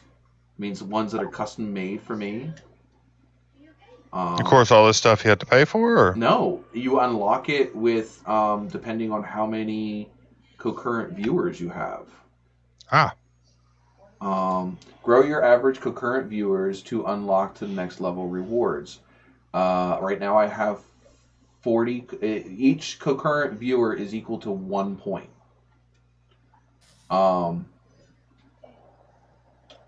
40 points plus 40 points from using Streamlabs products. But yeah, so I can get different things. Now I can pay for stuff to be unlocked, like paying for Prime gets me a different level. But I can also earn it by just having a lot of people in the live stream. So it gives you a little bit of this incentive to having bigger live streams, which is pretty cool. Yeah. I mean, I'm not, you've known me long enough that yeah, sure, I want more people in the live stream, but not necessarily to unlock stuff, but because it makes the live streams more interesting. The more people that are in here, going back and forth in the chat and all that. Yeah, exactly. You get better conversations. You get better topics. People bring more information and questions and topics to the live stream by the more people that are in here. And not to mention the fact that obviously the more people that are in here, the more people that are watching, the more kickback it is to me to cover what it costs me to do these live streams. Because I still have to pay for all of these services. Yeah. And obviously at the moment, it's the other regular YouTube videos that pay for these services, not the live stream itself. It costs me more to run the live stream than it is to make the videos. And I get less back from YouTube because of the amount of people that I have in my live streams. There's not enough people watching. Right. It's just enough to keep your hours up. Well, yeah, and that's basically what I'm doing. It keeps my hours up. Not that I really have to worry about it during the winter, because that heater core video does that all on its own. The amount of views I have on that heater core video is insane. Well, if I buy a car that needs a heater core, I guess I'll do a heater core video. When you got to think about watching the truck segment, Sean, was probably better 3 weeks ago. I've replaced one heater core in my life. Well, and that was at work. The thing is you have to have a car that's still very popular on the road, and that is popular in colder climates. Well, the heater cores just don't really go bad down here. I mean, they do, but not really. You guys also don't need them down there. I mean, we do need heat. I mean, yeah, but but not like you guys do. How many people do you think are running around with a bypassed heater core?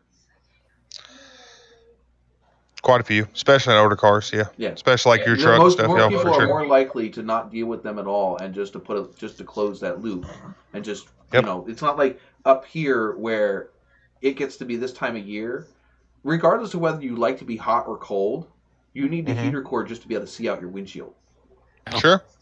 Defrost. Yep. Yeah. It gets to the point to where it starts getting cool. It doesn't even have to be cold, and what will happen is you'll just it'll just fog up. And you need the heater core just to keep it from fogging. It doesn't even have to be cold outside. Formie says, any volunteers to replace the Rams heater core? Well, you should watch my video. It can't be much different. I don't think it needs a new heater core, dear. The new Rams are 8 months ago. Pretty slick. I would buy another Ram any day. I had one, and it's great. Well, the thing is Pilot just said that the Corvette needed a heater core, and YouTube said it was a real pain in the butt. Well, they say the Dodge Ram, the second-gen Ram, is a pain in the butt. I had it done and back together in 3 hours. But I don't think anybody said... It's an $800+ dollar job at a dealership. Yeah, most vehicles, the heater cores are not fun. No. The Trans Am and the TA, you have to separate the inner and outer casing of the heater box. You literally, there's like 12 screws. You have to take off the inner fender well, and they're metal. There's not like the new, whatever ones where you can just unbolt it and pull it out of the way. They're metal. They don't just move out of the way. So most of the time you end up unbolting the fender from the body, and then the inner fender from the fender, just to get the inner fender out. And then there's like 16 screws that hold the outer heater core box to the inner heater core box. And then you have to take off some junk on the inside of the car to pull the heater box away from the firewall on the inside just to get to the heater core. That was a 4-hour job just to get to the heater core. In the Nova. Well, speaking of videos that aren't really out there, I will have a video replacing the screen or the radio in the Kia Soul soon. So if you send me a picture of your dash, I bet you it's the same size radio. You're just the upgraded one. Maybe.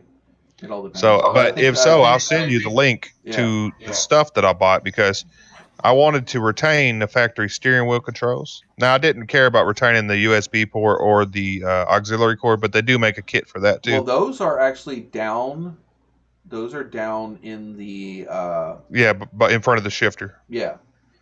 Yeah, I don't care about retaining that because she's going to have Bluetooth, we only and use them you don't really for, need that. I don't even use those. I use those for power only. I don't use the USB ports, just the power Right. ports. So what I'm going to do is I'm going to take the cord of the wires from the USB, and I'm going to run that to one of the cigarette lighter plugs or the power adapters. Yeah.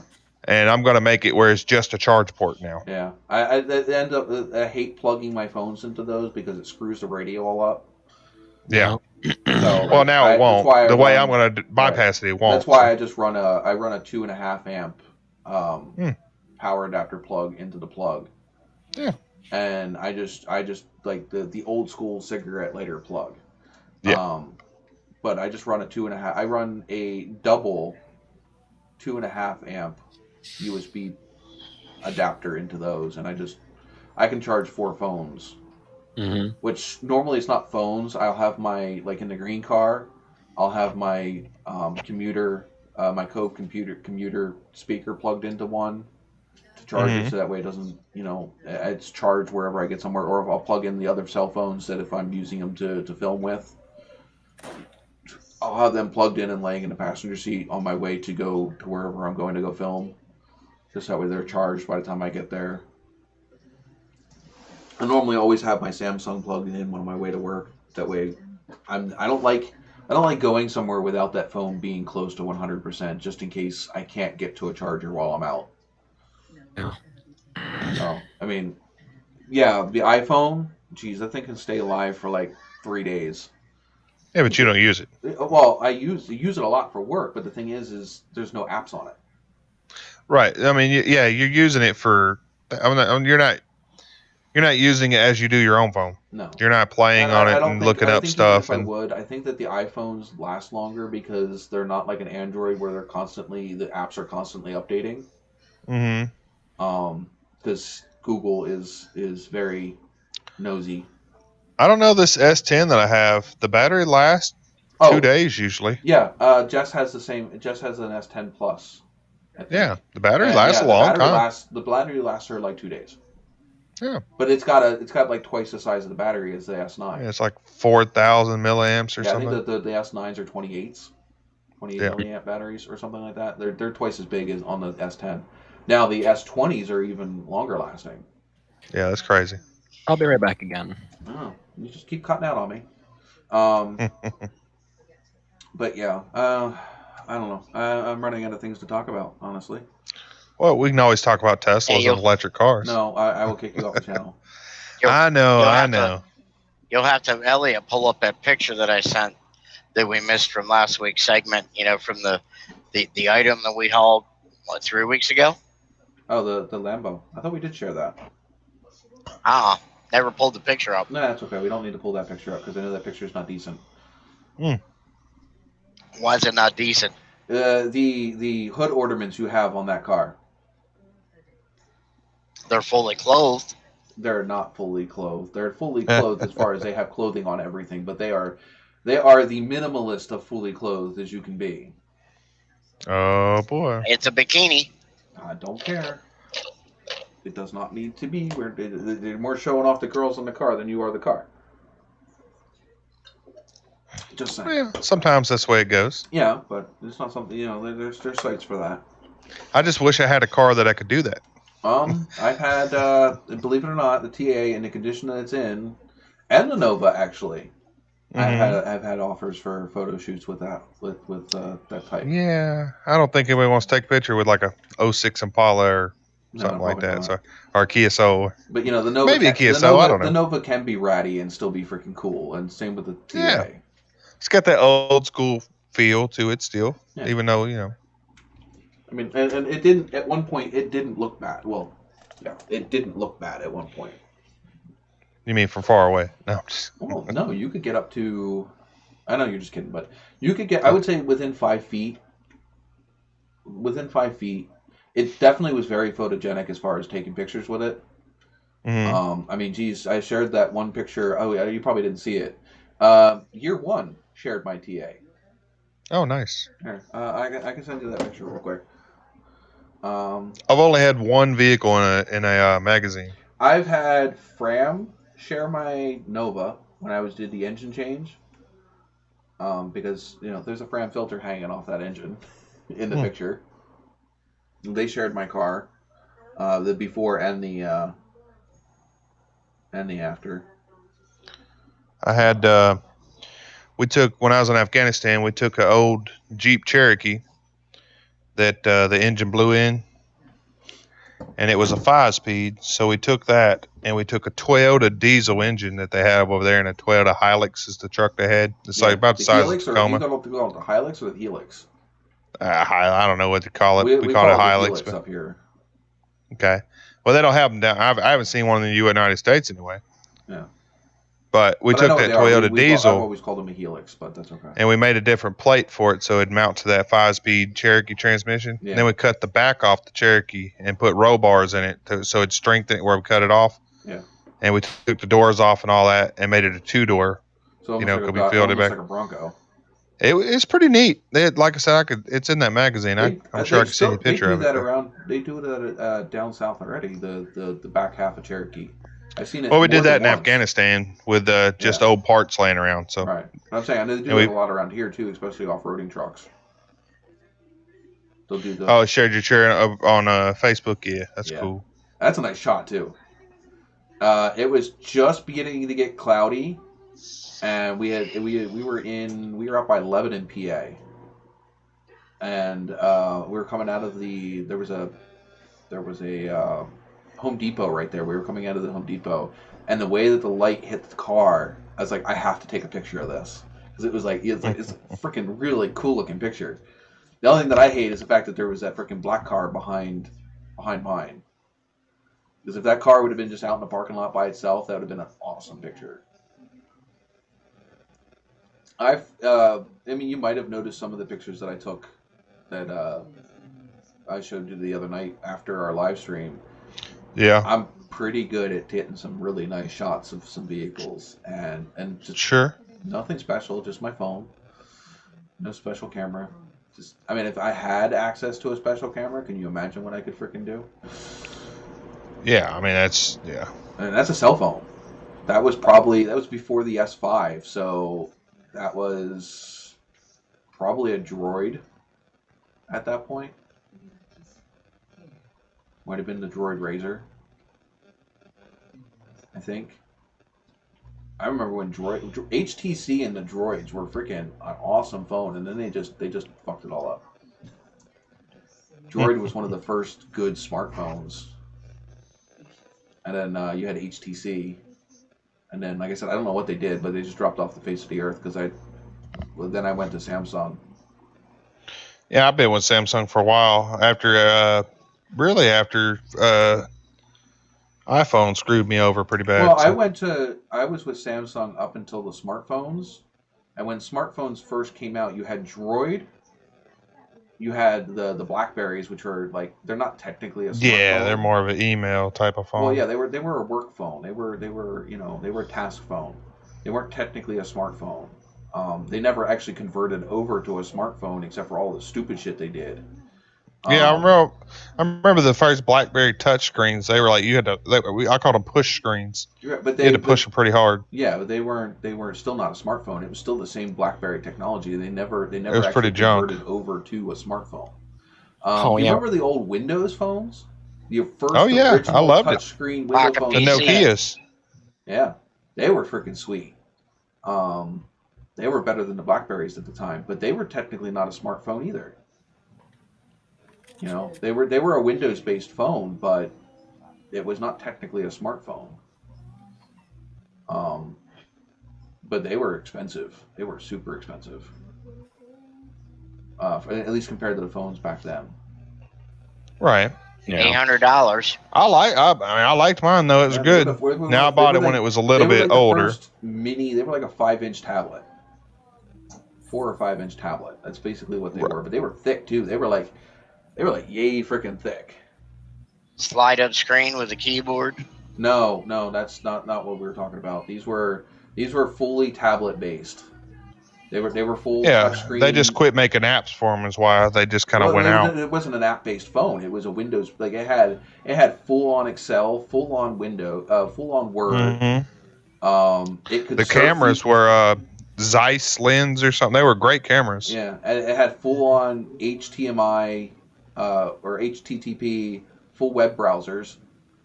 It didn't have a mobile browser. It had full-on web page. Mm-hmm. But they were expensive. They were kind of slow. But for they do Word and Excel better than modern phones do. You know, they were just about almost like working on a computer. I mean, and the thing is they talk to a computer too. You can transfer your stuff straight from the computer to that thing and then straight back to the computer with no problems. Because the guy that I was living with when I moved down to my parents the first time, he had one, and he would go around and do the inventory for the whole store.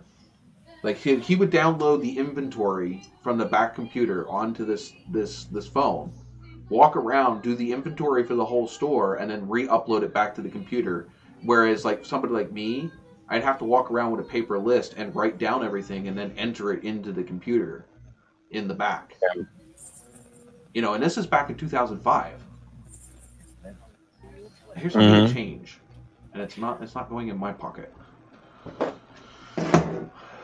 But yeah, so like that was like, geez, I was so jealous because he could get his work done in like no time flat. He just, you know, obviously swap it over to the phone, walk around, go through, you know, just literally type in whatever he found right on the spreadsheet, go right back to the computer, upload it to the computer, and send it out.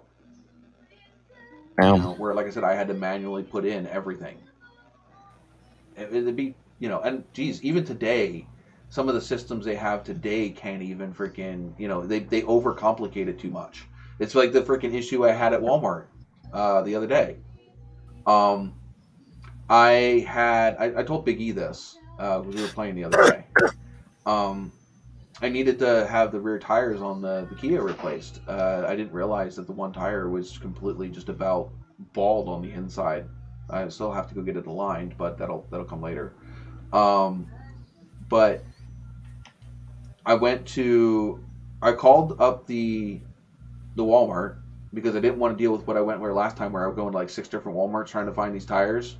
Called them up and said, "How many do you have?" They said, "Okay, we have 7. We have 7 in stock." I was like, all right, good. I went and placed the order online, bought and paid for them online. Now that gets sent to the store that you picked, and they're supposed to pick those tires off of the shelf and hold them for you. You're supposed to hold them for 4 days.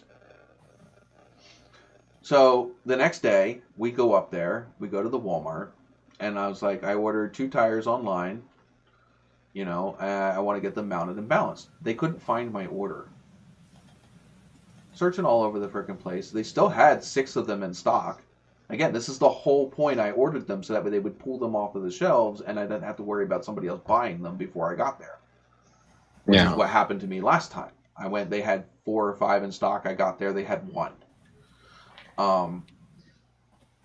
So I get there. After we spent like, I don't know, a while. They finally tracked down the person ahead of doing the picking for that store, and he finally found my order. It was canceled, and the reason that was given for it being canceled was not enough stock. She turned and looked at me. She goes, "I know exactly what happened," and you could tell she wasn't happy. One of her pickers were too lazy to pull the tires off of the shelves, so they marked them as out of stock, which then put that order on a back order, which means they ordered it to be delivered to the store. Wow, that's not good. Yeah, which means I would have had to wait like till the 20th, till their next shipment came in. That's not. You have 7. They had 6 in stock when I walked into that day. But that was the whole point, was you had them in stock. I was just holding them. It's just like when you go buy a part at Advanced Auto Parts or something. You're buying the part A because you're going to get a discount by ordering it online, and B, so that way the part is ready when you get there and you don't have to worry about whether or not they have it when you get there. You know, you bought, you paid for it, they're holding it for you. You go there, you pick it up, and you go. I could not understand why it was so difficult to do this. Well, lazy people, man. Yeah, I know, Yeah, it's people are ridiculous. lazy. And yeah, so they ended up having to cancel that order out, and then we ended up having to rebuy the tires in the store, just so that way I could get the tires on the car that day. It's absurd. Did it put a hold on your card or anything? No, because we ended up using her card. Okay. I bought them with mine, but she ended up using them with hers. She ended up buying the ones in store with her card. Right. But yeah, it's just ridiculous because instead of it being in there and out of there within like a half hour, it was another several hour trip just to get tires put on your car at Walmart. Every single time I went to go buy tires at Walmart or get tires put on at Walmart, it's been nothing but a headache. And that started, the first time I had it done was, well, I shouldn't lie. The first time I tried to have it done was with the Nova, and they refused to do my Nova rims and tires. I wonder why. Well, A, they're staggered. Mm-hmm. I got, two 75, 70 R15s Okay. on the back, and two 05, 65 R15s on the front. And they thought they wouldn't pass inspection or something? No, they won't do it because they're staggered. I guess I don't understand. In a newer car, you're not allowed to run staggered tires. You run staggered rims, but the tire height has to be the same. In an older car, you don't have that. You can run a staggered tire. I thought as long as it's on the same axle, they wouldn't care. No. You can't run a staggered tire on a newer car. They won't let you do it. They won't pass it. The only way to get it done is if you take the tires in independently. Are you saying as far as an inspection? No. Walmart will not mount them. It's crazy. Because Walmart's dickheads. Well, yeah, and most actually shops won't do it either. For me to get those tires put on that car every single time, it was a big to-do. Every single time I wanted to put the tires on that car, I had to take the tires off of the car, take them into the shop without them being on the car. I get them mounted and balanced, and I would take them home and put them on my car. Because if I took the car in there to get them mounted and balanced, they would throw a fit. Any place I went. Now, Walmart's even more picky. They won't do certain rims because of liability of damaging the rim. So any aftermarket or designer rim, they won't do. Any forged rim, they won't do. Shit. You want to freak them out? Take an old split ring, man. Split ring rim in from an old Ford pickup. Right? Most people won't work on a split ring anymore. No. Mm-hmm. But yeah, so yeah, they won't touch a lot of things. But like when I took and if the you get that tire down tech there, that looks at us says, "What the hell kind of wheel is that?" Tell him you're not qualified to work on it. Get somebody else. Exactly. When I took the truck tires down to go get mounted and balanced, they almost gave me a hard time with those because they're aluminum rims. So they almost didn't want to do it because of the aluminum rim. Sounds like the Walmart up there don't want to do shit. They said it was a liability issue that their techs aren't allowed to do it because of, again, liability to damaging the rim. But again, you got to think about the techs that they're hiring. They aren't really even techs. Right. They're oil change. They're not even kind that. of anyway. They're if you're going to a Walmart to be a tire or an oil change jockey, it's because you couldn't get in at an actual tire change or oil jockey place. You know, because they ain't paying you. Walmart does not pay you what an oil jockey pays you up here. I know around here they pay minimum wage, which minimum wage here is like $9.50. So an oil jockey up here, if you were to go to an actual shop, will pay you about $20 an hour. it's not bad. Walmart pays you like 14 or 15. So I was around yeah. 13. Let me go. To what? I was getting paid around 13 or 14 when they let me go, and that was like base pay. Right. So, like, if you're working as a tire or oil jockey at Walmart, I want to say it's because you can't do better, because there are plenty of places that will pay you a lot more. And most of the time, they will also pay you more because they're going to invest in you to become an actual tech and send you out to go get your other certifications. Yeah. Most places hire you as an oil or tire jockey to get your foot in the door, and then they groom you into becoming a full tech. Right. Well, even when I worked, when I ran the Freightliner shop around here, that was the same thing we did. We'd pull people in to do oil and then base inspections, then we'd train them on brakes and get them federally certified and all that stuff. Yeah, exactly. You work them up. Right. And in fact, actually, that's part of why, like, UTI and stuff like that, they're just junk. I mean, sure. Well, most dealerships will do it now. There's no reason to go to a school. Well, no, they've always done it that way. They've almost the automotive industry has lived off of apprenticeship, which is basically what that is. We'll pay you a little bit lower pay than we would a full-time tech, but we're going to teach you while you're doing it, so you're still getting your money's worth. You're getting a little bit less, but you're also getting trained. Mm-hmm. But for free, basically. Back in like the 90s, trade schools for automotive started popping up all over the place, like UTI or ATC. And they charge these outrageous freaking fees to train you. You're paying basically college prices to freaking learn an automotive trade. That the thing is once you get into the automotive industry, you basically have to unlearn everything they taught you anyway. Because, I can't tell you how many techs came in that, or, I went to ATC or UTI or, these different freaking, MMI or whatever it was. And they didn't fucking know shit. Well, I know when I ran, because I ran like 4 or 5 rider shops. I was a senior service manager and if somebody come in with a UTI certificate, we paid them $1 more an hour. Right, but the problem is... Than what they do for the people that start out base. Yeah, so. I know, but the thing is, you might be paying them more, but I guarantee you the person that was self-taught, the person that was brought up as an apprentice, knows a hell of a lot more. Don't act like they know anything. Well, that and they are more intuitive. They have more of that... I want to say... When you go to the trade schools, you learn book smart. Sure. The person that the shop trains, or that has been shop trained, brought up through, the ranks, that person is going to be smarter on the job. They're going to be hands-on training. They're going to be better problem solvers. They're going to be better, think outside the boxers. They're going to know their way around the shop.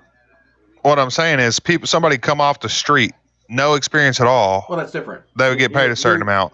And then the people that came from school, they would only make $1 more than them. So you went all that time in school for $1. And all the money that you paid for it. And then within a year, they'd be making the same or more than the person that went to school. The person off the street probably learned more than the person that, it's just... So I used to tell people, don't go to school for diesel technician. No. Just find somewhere like Freightliner. Freightliner is great about it, or Cummins, and say, hey. You put yourself in a hole. Yeah. And it's one of the things that, I kind of learned. I was going to go to a UTI or ATC when I graduated from my tech school. Mm-hmm. I never got the financial forms signed by my mom, and I never ended up going. I ended up going straight into working, to pay for stuff because I couldn't sit around and not get a job. Right. So I ended up working at like Wawa, Wendy's. Wawa is like a gas station mini mart store up here. Yeah. I think 7-Eleven. Yeah. 7-Eleven, Easy Mart, something like that. Come and go. That. But I ended up working at one of those and a Wendy's, and then the Taco Bell, KFC. Yeah, some premium jobs. Right. But it was, again, because I had to pay, what I mean? I had to pay for stuff. I had to earn a living. I did work at some automotive places under the table, but the problem is I went to trade school. I did learn what I needed to learn, but then again, like I said, when I got out of trade school, what I went to learn at trade school didn't exist. It was already old, yeah. There's no jobs in engine technology when I got out in 2002. They've already started getting away from, rebuilding engines or whatever. It was a specialty niche thing at that point. That's why in the diesel field, in the semi truck field anyway, that's why people that went to the UTI, we were like, so what? What do you know about regeneration? What do you know about, diesel fluid or DPF and all that, and they're like nothing. We're like, It yeah, of course. sucks. So Exactly. That was it does exactly my suck. point. But It's the same thing that happened with people that worked into my stepfather's shop at the time. He would get them in, and they'd be damn near useless. They'd be more of a pain in the ass and more of a freaking because they think they know. Exactly. And so you ended up having to retrain them all. You basically had to erase everything they know and reteach them from scratch anyway.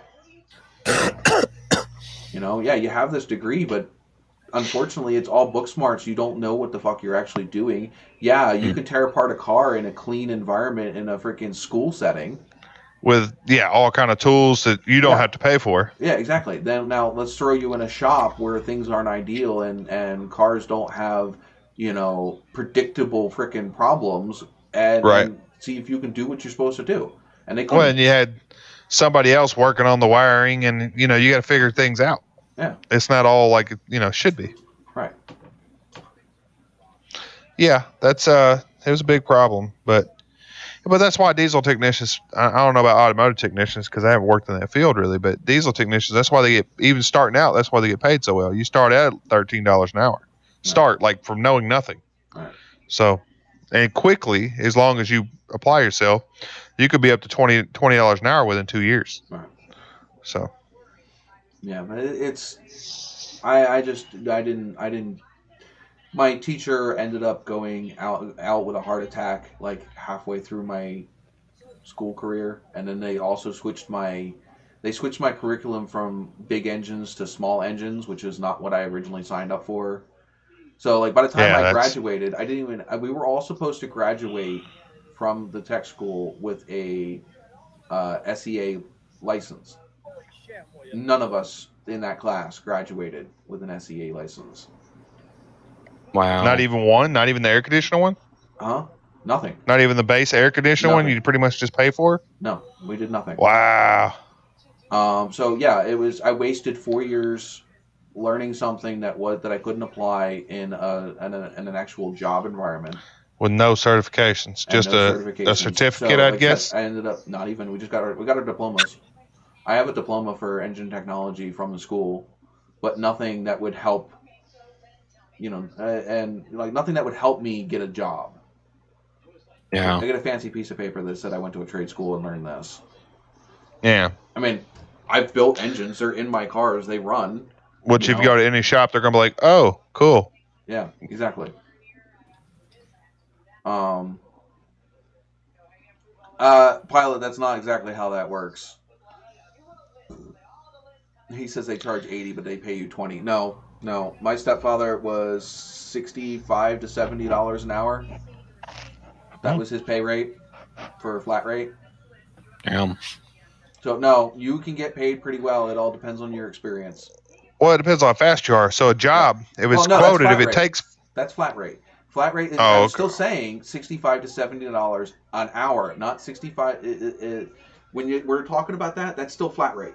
So if he got the job done in an hour and it said it took 2 hours, he still got paid for that 2 hours, even if he did it in an hour. But he's still getting paid $70 an hour for those 2 hours. Exactly. But obviously, like the newer techs, they're not going to get that because that was a 15-year at that point when I first met him. He was a 15-year experienced mechanic. So you earned that paycheck. Mm-hmm. Yeah, well, it's still that way sometimes, some ways, and not exactly, but yeah. By the time he was done, last time when I haven't seen him in a long time. He was like 25, 35-year mechanic at that point. And yeah, you get paid more the more experience you have, because a shop is going to count on you being able to get more jobs in and out the door, which means they're going to recoup some of their money that they're paying you. Yeah. Obviously they're not going to pay you $60, $70 an hour if you're brand new and it takes you the full 3 hours or more to get that job done. Mm-hmm. They're going to pay you for being quick. And they're going to make more money if you can get more jobs out the door, which again helps pay for how much they're paying you because, you're getting more jobs in and out. And that's where cutting corners without destroying stuff to do those cut corners, comes in handy. You know, that's why people pay how much money for freaking all of the fucking tools in the world. Well, because and I wouldn't call it always cutting corners. It's more of an experience to know. Well, the thing I could do it easier this way. When they make those, They're learning tricks. When they make those things to say how long a job takes, yeah, it's basic hand tools and disassembling everything. Well, that's at an engineer standpoint as well. Like you take it apart as the engineer designed you to take it apart. Exactly, and a good shop mechanic knows what they have to or not have to take apart, and you're also out there spending money on tools that are faster and get the job done faster. A lot of money. You know, and because you're paying that much for tools because you're expecting you to be able to recoup your money by getting the job done faster. You know, we had some guys, especially guys who've been there for a long time, that had, $20,000 and $30,000 worth of tools. My stepfather had $80,000, over $80,000 in tools and toolboxes. His toolbox set alone was $20,000. Yeah. He had the wall from Snap-on. It's like freaking 10 feet tall by like 25 feet long. Yeah. 35-year-old mechanic. 35, year experienced mechanic. He's been buying tools since the 80s. Wow. So yeah, he ended up collecting quite a bit. He got the gold-plated tools from Snap-on and stuff as gifts for buying, certain amount of tools. Now I know he had this clock. Now this isn't his, but I remember this one hanging in our home. Yeah, I used to have that clock. Yeah. Well, I got this for free, and the clock was damaged. I repaired the clock. It now works, but I don't have it anywhere to put it, so I don't have it up. Just hang it up there by your Firebird symbol. I can't. Well, the Firebird, if you can't tell, that's on an angle. I know. That clock ain't gonna hang there. And I can't hang it up above here. I want to put a shelf there to get some of these cars off of the desk. Gotcha. I was going to think about sticking it here, but it's too big and it doesn't look right. No, I don't know. I can give you my address. Actually, do you know what? You can find that clock for not much money online. Yeah. They're not apparently they're not worth very much now. Well, they're pretty cool for like a man cave or something. I mean. Well, I mean, the thing is they're pretty cool, but the average person, the Snap-on isn't what it used to be. Right. Yeah. And, that stuff. I mean, what I find cooler are the old Snap-on die-cast drag cars and stuff. Mm-hmm. I would much rather have those than a clock. Those were cool. Snap-on's still a big brand. Yeah, it is, but it's not what it used to be. There's too many other competing. None of them are out there. Yeah, Matco and. Well, Matco was back then too. Matco, Mac tools. Back then. Mac, yeah, I forgot about Mac. Yeah. Well, you got like the cheaper brands that are coming in now. You got Tang and. What do you guys think some other stuff that are good? That professional line that they come out with, the Harbor Freight. The toolboxes look really good. Yeah, I buy Harbor Freight mainly only because it's what I can afford. And the problem is, if it's a tool that I'm going to use all the time, I probably won't go with Harbor Freight. I might buy it first. Like, the heat gun that I have is from Harbor Freight. It works just fine. But the heat gun. What am I going to do? It's a heat gun. How much do you really use a heat gun? I mean, it depends. I do vinyl and stuff like that. It's really good for doing vinyl. It's what I use to disassemble this phone. So more than the average person. Probably more than the average person, but I don't use it like every day. Versus somebody that does vinyl every day is going to use that. But again, it all depends on how much you're going to use a tool. How much is it worth? Is it worth buying a Mac tool when you're a weekend warrior? No, it's not. You're never going to use that tool hard enough to ever freaking, justify the cost. Yeah. When a ratchet is like freaking $50, $60 to $100, it's not. You can't justify that. It's not making you money, so there's no point in spending that much money. Snap-on ratchets are a lot more than that. I was being generous. No, I'm just saying, yeah. because I And I'm looked. also going I was off- like, I'll buy some good ratchets. No, But you're also thinking, Snap-ons I'm are going off of stupid. prices from the early 2000s when I had somebody in my life that was buying things from those trucks. Sure. I haven't. My stepfather and me have not been in the same area since probably 2010. Gotcha. So I don't. Those Mac Tool Snap-on, Mac. Those are nowhere near my range of either A, coming in contact with, because I don't work in a shop, so where am I going to Well, they're professional tools. You don't need professional Right, tools. exactly. I don't. A Craftsman, well, not anymore, but used to be Craftsman to be perfect. I have not bought a Craftsman set since 2012, 2013. That was the last time I bought one of their full, like, $300-$400 tool sets. Freaking 600 piece or something like that. Sure. I haven't bought one of their full-size mechanic sets since then. Walmart has a new brand of tools now. Hart? I think it's Hart. Yeah, I don't know if they're any good. They look better. There's a couple tool companies YouTube channels that I watch. Their power tools, don't bother. Well, I use power tools. I use DeWalt. Yeah, just because it's been good me. for me. DeWalt is not what it used to be. I've had nothing but. I'm not saying they're bad. I've had good stuff out of it, so I stay with them because I already have the stuff. The quality that used to be 10 years ago is not the quality that they are now. They are not that tool company's top. They have the DeWalt company, the DeWalt brand has shifted down in the ranks for that tool manufacturer. Oh wow! It's not at the level that it was before. It's the same thing with there's a couple other companies that have they've downgraded them to their bottom brand. Their basement brand version of economy line. Yeah. Because they've been bought out by other companies, different things. Put on the back burner.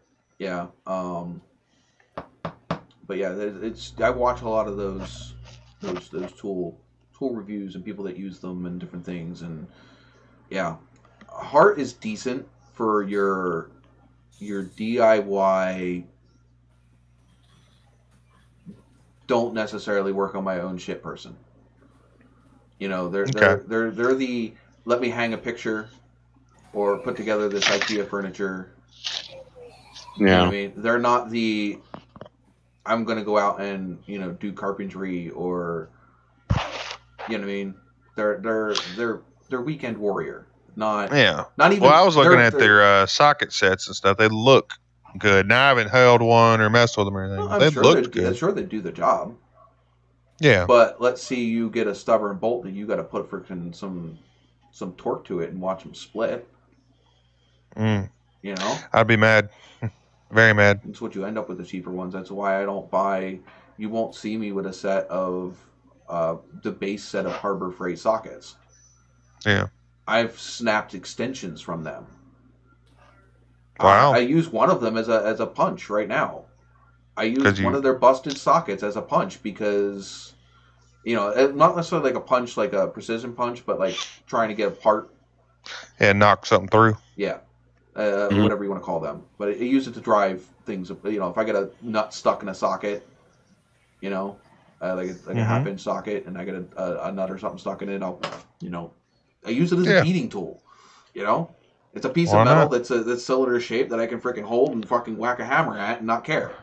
I got a long torque wrench that I had from Harbor Freight, and I just use it as a breaker bar now. I have one of their clicker torque wrenches. The one I had just came apart, so I put it back together, and now I just use it as a breaker bar, and it works great because it's got a long handle. Yeah, I know they have the telescoping one. I don't use that one. No, this one's an old one. It's probably 4 foot long. Yeah, this is a newer one. It comes in a nice case. I've seen them. The price isn't bad for a torque wrench either. Again, how often am I going to use it? I don't build engines all the time anymore, so the likelihood of me, you can slap my wrist, whatever, call me bad. I don't torque wheels down. I've been doing it long enough. We just do. We always do German torque. Wooden tight. Good and tight, yeah. Yeah, you just know after a while of doing so many wheels and tires what is tight. You know, you just know. You know just how much force you need to have. If you go too tight, especially like aluminum wheel or something, you mess it up. If you don't go tight enough, it can come off on you. But there's a pretty good. It's not that exact. You're a pretty good area in there. You know where snug is at, and you go just a little bit past snug. You know, you should know. Same thing on an oil filter, you know. Yeah, I know torque and oil filter. You know, I torque parts that need to be, you know, like the stuff in the transmission or the stuff in an engine. For sure. Head bolts, something like that. You're talking about two metal plates that need to have the same load applied across evenly, otherwise they warp. Mm-hmm. You know, that's different.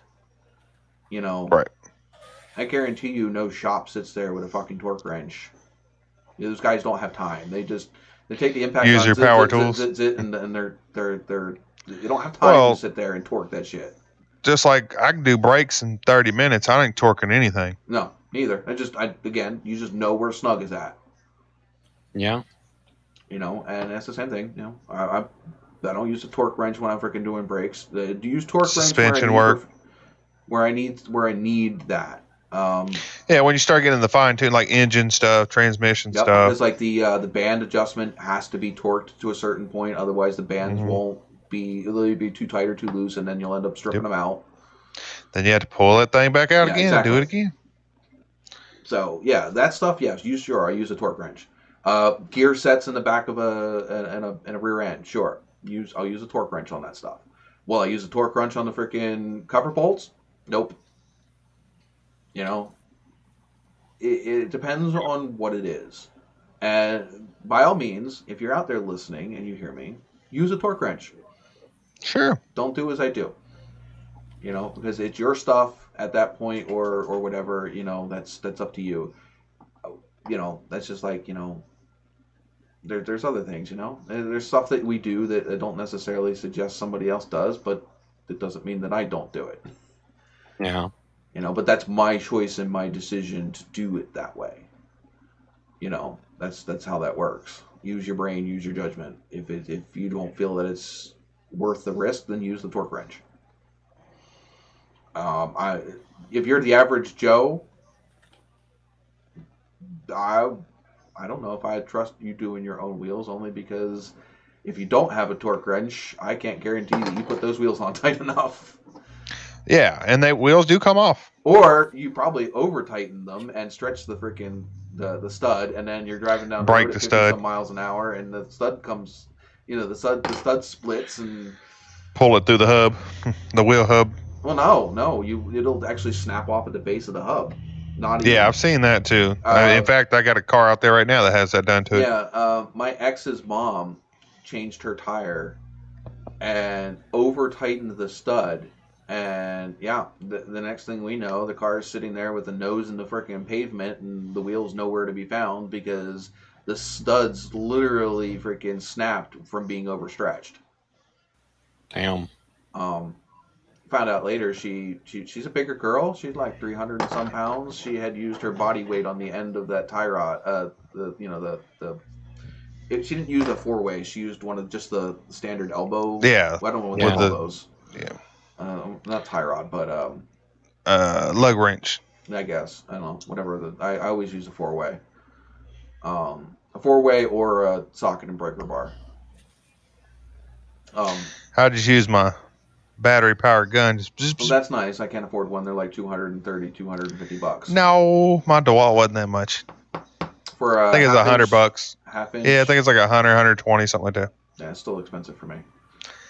I use it quite a bit, especially with this car light thing. I wish. I have a Craftsman. I don't have one. I have access to a Craftsman air powered. One at the shop that I work at. It's not mine. But then again, that one's nowhere near as powerful as my girlfriend's brother's electric one. The electric one has way more torque. Well, I've got a half and I got 3/8. I use 3/8 more and I do the half because that half it'll break some, you know. Oh yeah. But Even if I set the torque half-inch down. one, that half-inch one Yeah. is the one that I want to take to the junkyard. Oh yeah, you want to break something free? With that stuff out there. You're right. Yeah. You know, I'd rather snap the bolts off there because at least the part I'm walking away with the part. Slide it off. Put new bolts in when you get back. Right. Put your bolts in you already had. Whatever. Yeah. Yeah. Whatever. Buy new ones. Doesn't matter. I bought all new bolts for the body mounts for my TA because if you ever saw the video for that one, they were half of themselves. The motor mount, the body mount bolts were literally half as thick as they were originally when I pulled them out. Oh my god. That's 35 years of being on a car for you. Literally wore them away. Yeah. Stuck in the middle of a rubber sponge that held moisture. Pilot says, I remember when most mechanics were named Schmitty. I don't think. I guess I'll remember that. Yeah, exactly. Turn right on Walter Road South. It's not Hart, Heart. It's just HART. Yeah. Yeah. And it's white, blue, and black. I don't know who actually makes it, but it looks good. I found it online. One of the YouTube videos that whatever they told you who makes it. A lot of tool companies now are just just like a lot of T-shirts and everything. They all buy them from the same place, and they just put different colors and logos on them. Yeah. So the internals are all the same. A lot of them, but there's very few that actually produce and engineer their own tools anymore. Right. You know, it's like buying aftermarket freaking restoration parts. They all come from the same place. Just a manufacturer. I mean, a distributor slaps their sticker on it. You know, but they all came from the same freaking metal factory in Taiwan. Yeah. You know, it's basically what it is. It's just it's a company that makes tools that literally just will design or whatever the plastics on the outside to whatever your specifications are, but the internals are all basically the same. Oh, but yeah, you can, if you do some YouTube searching, you can find I forget what the company that I found when I was looking for reviews on routers. And that's where I found this YouTube channel that just does damn near brutal tests on tools versus tools. You know, they're not brand affiliated, they're not whatever. Against each other. What? The one is that the one where they put like two impacts against each other to see which one breaks the other one? I think so, but I think that it's not the one you're probably thinking of. You're probably thinking of Project Farm or whatever. He tests all kind of stuff. Yeah, he's pretty good. Yeah, I don't think that was the one, but I do watch Project Farm. I like Project Farm. He's the one that did the bolt challenge and different. Well, and he does oil viscosities and Mm-hmm. Smart guy. He is pretty smart. Yeah, he did the see-through cylinder head for the little tiny gas engine. Yeah, I thought that was neat. I think that was testing seafoam. I think he did that for. Yeah. But yeah, he's pretty good. But no, this was it's like 2 or 3 guys. They own like a contracting business or whatever. And they just brutally beat these tools until they fail. And but I was looking for buying a router to do this thing, which I still need to buy, but I've come to the conclusion I think I want it's a Bosch router. It's right there in the middle for price versus performance. Yeah. You know, it's not the super high-end expensive ones, but it's got all of the right features at a decent price. You can find them anywhere from like 125 to 250, depending on where you get it at. And it's a fixed base and a plunge base router system. So you just switch them back and forth. And it's the problem is I have to get a 2 1/4 horse. Otherwise, if I was just doing small stuff, like if I was just doing the lane cedar chest downstairs, I would just get one of those little palm ones because they're great for just routing edges and flush cutting like veneer and stuff. But if I want to flatten those live edge planks, that little palm sander I'm going to be there for like 2 months just doing one side. Yeah. Because you can only put a 1/2 inch cutting head. Mm-hmm. How much would your local shop charge you to use their shop planer? I have no idea. Do you have like a local? Because But the thing is, in a I lot of would have to places, it's go only more than- $20. Right, but I would have to go more than once. You got to plane them to a rough thickness and make them flat. Okay, then you're gonna pour your epoxy. Yep, and then plane it again. And then plane it again. Okay, and then you may have to, pour more epoxy depending on, air bubbles, things like that. Yep. And then you're gonna plane it to your final thickness. So by the time and plus you gotta think about hauling that giant ass piece of wood wherever you're going. You don't think the Kia Soul will do it? Oh fuck no! The freaking blanks of the wood would be longer than the Kia Soul. Yeah. I mean, you buy them; they're like 14. Sometimes they're anywhere from 10 to 14 feet long, and sometimes they're pretty damn close to 2.5 to 3 feet wide. They're a bit. Geez, I put that thing in the freaking Kia Soul. I guarantee you, my Kia Soul will be freaking low riding. Dragging on the ground. Yeah, those things are heavy. It's definitely a several person pickup just to move them. So. And I got to build 2 of those. So like you got to think about that. That's not just I'm not doing it just once. I'm doing it twice, and I plan on doing more. It's not like if it was the only project that I was thinking of doing, then no, it wouldn't be worth buying it. But Sure. It's not the only project I plan on doing. So well, if you could justify it, yeah, buy it, man. That's the way I say it. And that's what it is. You got to think when you're buying a tool, and that also the quality. If it's a tool you're going to use a lot, then like something Harbor Freight level isn't where you need to be, because you're going to end up replacing it. Sure. But the thing is also you could also buy that Harbor Freight one.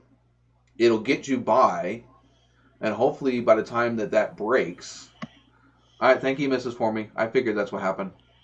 By the time it breaks, you might be in a spot to where buying a more professional or higher grade tool is more affordable.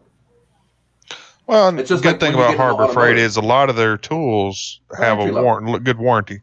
Yeah, and if it breaks, you take it back, you go buy another one. But the problem is when it breaks and it costs you your project. Yeah. When it breaks and it costs you time.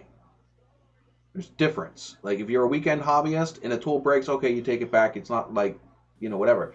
Your tool breaks in the middle of a work day and you got shit to do, that's now costing you ain't doing time. that shit no more. Yeah, now. Well, if you're doing it professional, you need professional tools. Well, the thing is I have no problems with somebody that hasn't gotten it. Like most places, they require you to have your own tools when you start. Mm-hmm. You go get that Harbor Freight set of freaking tools, because there is no point in you going into a shop as your first whatever, buying even Craftsman. Sure. You go buy those Harbor Freight sets. As they break, you replace them. Well, Craftsman, if you told them you were using it as a professional or whatever, they wouldn't replace it. You don't tell them that, dummy. Well, obviously. I'm just saying. You don't walk in there and say it's a professional tool. But I guarantee you, there is a lot of freaking people, at least from the 80s and 90s and 70s, that it was a professional that would have Craftsmans in their boxes. Well, one of my best technicians when I ran the Freightliner shop here, he used Husky tools. No, Huskies weren't too bad. He had a Husky toolbox. He had, you can still buy it at Home Depot all day. Yeah. But he had a Husky toolbox, but I wouldn't pretty say cheap a Husky one. Is necessarily, a Husky isn't much different than a Craftsman. Right. They're about the same level. I mean, he did great. That's just what is Lowe's? Lowe's had. I think they dropped it now. They picked up Craftsman, but it used to be, and they still have some of it. Cobalts. Yeah. Yeah, Cobalts. Yeah, that's it. They made a pretty they're good not tool. Great, but they're decent.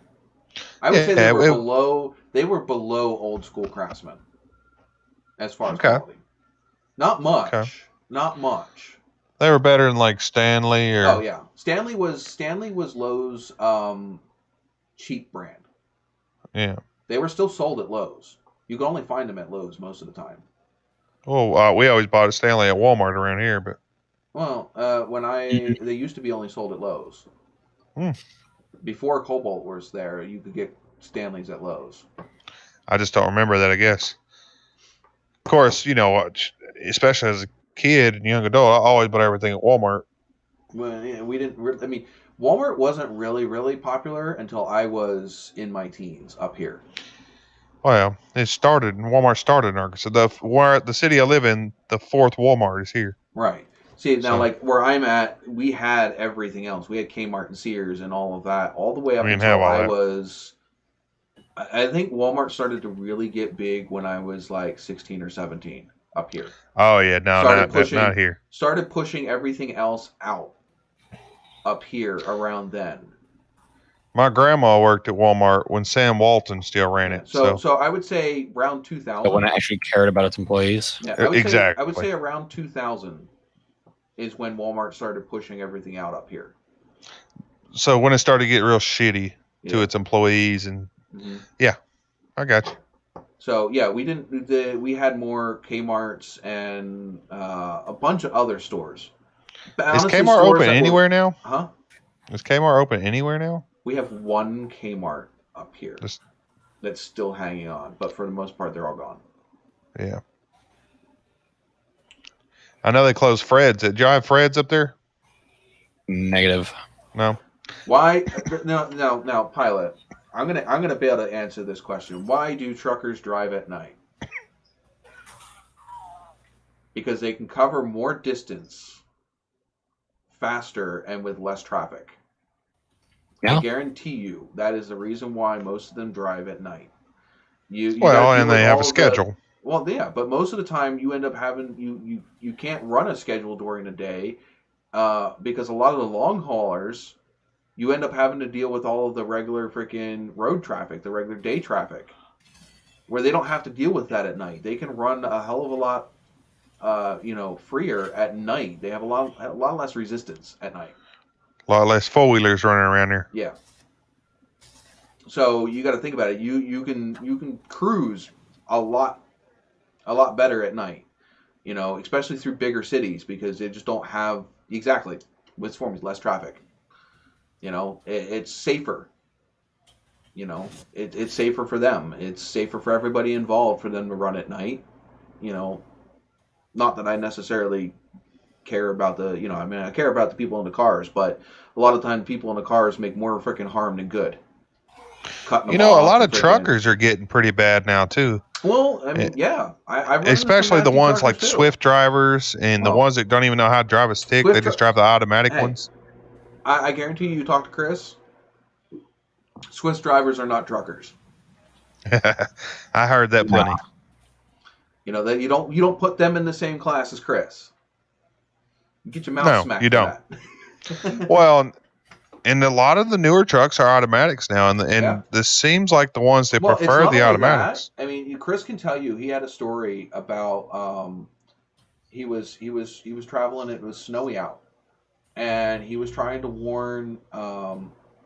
He watched a Walmart truck driver wipe out coming towards him. And was it an actual Walmart or Swift carrying Walmart logo? I don't know. It was just a Walmart truck. Well, it was probably a while ago, so it was. I think it was Walmart. But gotcha. He was telling me that he was trying and he used the radio trying to warn the other people coming down the lane that hey, there was an icy spot coming down this hill to slow down. None of these. He watched two other truck drivers come plowing into them. Yep. And the problem is none of them were running a radio. Wow. A lot of trucks don't run radio anymore. Yeah, and that's stupid. That was their. I find it stupid. I don't give a shit how good technology. I don't care if you have a cell phone. I don't care. You're not going to be able to call. Well, there's a pretty large percentage of drivers that don't even speak English. Well, it is whatever. They're going to understand ice. They're going to understand slow down. You hope. You know, Yeah, you got Russian ones. You got ones from India. You got ones from, of course, Mexico. I mean, there's a bunch that don't speak English at all. Yeah, but I mean, that's the thing is it, and that's the way society, and you can see this not just in the trucking industry. We're too stupid to learn from our past, and we are too arrogant to think that the way that we've been doing things has a reason. I shared a post on my Facebook the other day. I found it on I don't know if it was Twitter or Tumblr or what it was, but it was some chick freaking saying, why should we listen to the people that created the Constitution? They're just a bunch of old heads and da da da da da, and they don't know anything. Sam Adams, he was fucking smart. And you think about it, if you go back and look at some of the reasons why they put some of the stuff in the Constitution, because they knew, they have the different things like, the not having monopolies on different things and things like that. Stuff that they put in the Constitution was to keep, the Second Amendment. We'll just go with the Second Amendment. Most people think Second Amendment, I have the right to have guns. Second Amendment was put in place to keep the government from controlling its population. Becoming tyrant, yeah. Well, the same reason that George Washington did not become a king, even though they offered it to him. Right, exactly. Those guys were smart back then. Sure. Did they have? Now, of course, they couldn't foresee the future. But as a base, it was, definitely what we needed. They said, when these rules are circumvented, is when government will no longer be effective. I don't have any of the quotes anymore, and it's been way too long since I've been in school. But that was one of the things that I was really fascinated with when I was back in school. And the thing is what these guys were talking about back in, 1776, if you read what they wrote down and read why they picked certain things that were in the, that document, and you read the explanation of why they put certain things, it's eerily familiar with what we're dealing with today. There's been a lot of things where government has snuck in policies and things that circumvent what is in our Constitution. Mm-hmm. And why do they put those things Well, there's a reason there's 3 branches of government. Yep. And right now there's... balance. And the thing is we're slowly removing those checks and balances. Yeah, right now, and I don't want to get too much into it, but no, because I don't like politics that much. But this is just history. And the main thing is people don't learn from history, they don't respect history, and they don't care about our history. And the problem with what happens with that is, it allows people to manipulate and change what we know about history. You see it all the time. I mean, look at textbooks and stuff. You get a textbook in the South versus a textbook in the North. It may not have the same shit in it. Well, all textbooks are made out of Texas, right? No, not really. No. You don't have like Macmillan or anything up there? Well, it depends. Again, it depends on, and even, that's just, textbooks in the United States. Different geographic areas may have a different, especially when it comes to the Civil War. Yeah, different states have different requirements too. We had to learn how to fucking square dance in New York State. Yeah, see, I mean, like, different things. But most of today's schools are all based around learning how to pass those exams. Yeah, and it's not even about teaching you skills to be further in your life. They're literally, teachers will tell you this flat out, because I've had plenty of parent teacher conferences, where the teachers don't even like what they're teaching. They're like, it's basically all they're doing is teaching you how to take a test. Right. They're not actually teaching anything. They're not teaching you, things that and ways of doing things to make you a better person. That's not what America's school system is so screwed up. Because again, it's all about teaching you how to pass the, SATs or whatever it is. Yeah, standardized testing. That's what they teach you. They teach you how to pass a standardized test. That's all because that's how schools are funded. Yeah, it's all about money. Yeah. Yeah. So for schools to get the money that they need to keep going, they need you to reach a certain score on a standardized test as averaged through the whole student body. And if they can't get you there, they don't get funding. So they don't teach, again, like I said, they don't teach you what you should know. They're just teaching you what you He's going to get the test. Yeah, what's going to get you a good grade on the test. They teach you what the state tells them to. No, they don't even teach you what the state tells you to. They teach you what you need to learn to be able to effectively take that test. So it's not even like the state tells you have to learn this, this, and this. No, they know these are the answers on that test. We're literally going to train you to be able to answer those questions correctly. Not actually learn the material. Mm-hmm. They teach you the material long enough for you to be in a way that you learn it well enough to be able to take that test. Well, what's great now is there's so much information at your fingertips that you don't have to go by what's on the test. You can go you don't learn. Have to, but the problem is now you have to make sure it's a good source, and you have to verify that it's not just you are skewed. You and people that do that are the 1%. Sure. Okay. Well, most people just get it from Facebook. Whatever Facebook says is real. To look into any information further than what's in front of their face. Sure.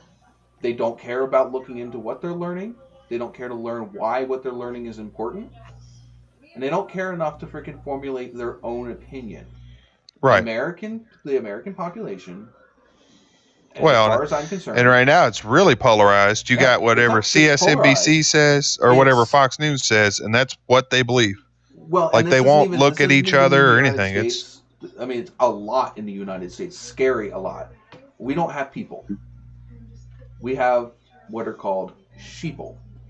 Yep. You follow the flock. You don't think for and this is what we're taught in school. This comes all the way from you're taught not to think for yourself. You're not taught to have an opinion and to have a voice. You're taught to do what you're told. You're taught to think how we teach you to thought. Otherwise, you wouldn't have just this one way to do a math problem. Sure. They used to teach you multiple ways of solving a math problem. And they still do now. It's Common Core. That's it. You try anything but Common Core. Have you looked at Common Core? Yeah. Common Core not only teaches you multiplication, but it also teaches you how to add, divide, and subtract to get to that same answer. Yeah. So whatever works best for you, whatever Common Core is, that's how you get to it. I guarantee you, I can do I can get to an answer 10 times faster than I can trying to do it with Common Core. Right, but Common Core is whatever works best for you. Yeah. Common Core sounds stupid and people make fun of it, but if you actually go and look at the actual breakdown of it, teachers do not like Common Core. I've met one actual teacher that doesn't like it. My sister's teacher too. Up here, they don't like it. I ain't been up there, but Common Core is it. Like I said, people make fun of it and all that, but if you actually look at the actual lesson plans and stuff, it teaches. It could teach anybody. Now it's not what we're used to, of course. Anywhere they don't teach you handwriting. They do here. Anywhere. They do. Oh. They do here. They used to teach it in second and third grade. They don't. They've dropped it completely from the course curriculum up here. They don't. They dropped it for a few years here. Like my son doesn't know it, but my daughter does, and they're a year apart. So I have people that can't even read cursive. Yeah. So no, they and the thing is handwriting in general has basically gone out the window, and everything's typing. Yep, computers. And so, like, how are you supposed to sign your checks? How are you supposed to, sign a document? E-sign. Yeah, I know. But that is the biggest freaking joke I have ever heard. Because there's no protection in that. There is no identity in an e-sign. None. Correct. I do it every day for my work. All I got to do is type in something. There's no actual confirmation that that's me versus somebody else. If you know what I typed in, you can get into anything. Sure. There's no, and a lot of e-signs just typing in your name. That's fucking easy. I can figure that out. And then there's no proof saying that I actually signed that document. There's no physical proof that I actually signed it. It's ridiculous. It's stupid. You know, and the thing is that's the same thing with cash money. You know, why are we getting away from cash money? Well, because it's easier for somebody to manipulate where your money's going if you don't actually have it in your hand. Well, and they're getting away from, people used to say, okay, yeah, have money in the bank, but always have cash. Nobody always have a lot of people a don't nest. carry cash anymore at all. Exactly. And the thing is paper money is almost damn near worthless anymore. Shoot, I tell people all the time, I'll take all the cash you got. Come and buy a car, I'll take cash. Yeah. I mean, I take credit cards and stuff too, but I want cash. Look at how many places don't even accept pennies anymore. Right. Yeah. You know, that's why it's useless. Not because doesn't have a value, but because you can't use it anywhere. Yeah. I can't tell you how. You go to a fucking Walmart right now. You have to go to a special register to use cash. Most of them are self checkouts now, and then most of them don't take cash. Yeah. Yeah. And it's gonna be a really wait till all of our money is digital. You know, let's just getting there. Let's just say, one day you have $5,000 in the bank. It's all digital. Nothing's ever real. It doesn't take much to freaking make you have nothing in the bank. It doesn't take much for somebody to just seize your money and you can't even touch it. Well, and that's really going to hurt like under the table jobs and stuff too. That's what they want. Not necessarily to hurt under table, but they want to know where to be able to and tax what your money is going. They want to be able to tax every dime that they can. Tax. They want to know where all the money. They already taxed everything multiple times. Right. Yeah, but if you're getting paid under the table, they're not taxing that. No. Oh yeah. But the thing is they want to know where all the money is going. It's control. If we control your money, we control you. Well, and if they do it all, digital, they could track every. There's several necessities that you need, and if once they control those necessities, they control you. Regardless of how rebellistic you are, or how much of a free spirit you are, if they control your food, your shelter, and your money, they control you. Yep. Once you have control of those three things, which they basically do, more and more every day, they control you. You can't fight if you don't have those things. You can't have a mind of your own if you don't have those things. You're dependent on them, and once you're dependent on them, and whoever them is, I'm not saying it's necessarily our government, it could be anywhere. Sure. Whoever has control of those things has control of you. Well, and it's right this second, it's big banks. They're the one controlling all kind of stuff. Mm-hmm. But anywho, we are really going off tangent, and it is 1:00 in the morning. And we tend to do that. I am going to end this live stream here. I am going to try to have a live stream next Sunday. If not, I will at least post a notification on my YouTube and Instagram and Facebook page if I'm not going to have a live stream. So if you don't follow one of those, if you guys don't know, I can do community posts on YouTube if you don't follow me anywhere else. I don't really have a whole lot of interaction with those, but I'll still post it anyway. But I will definitely post something on Facebook or Instagram. I don't really go on Twitter, but I might post it there too. If I'm not going to be here next week. So if you don't see a post for that, then I would say highly that I'm going to be here. So, all right. I will catch you guys next time. Have a great week and enjoy and stay safe. Take it easy, guys.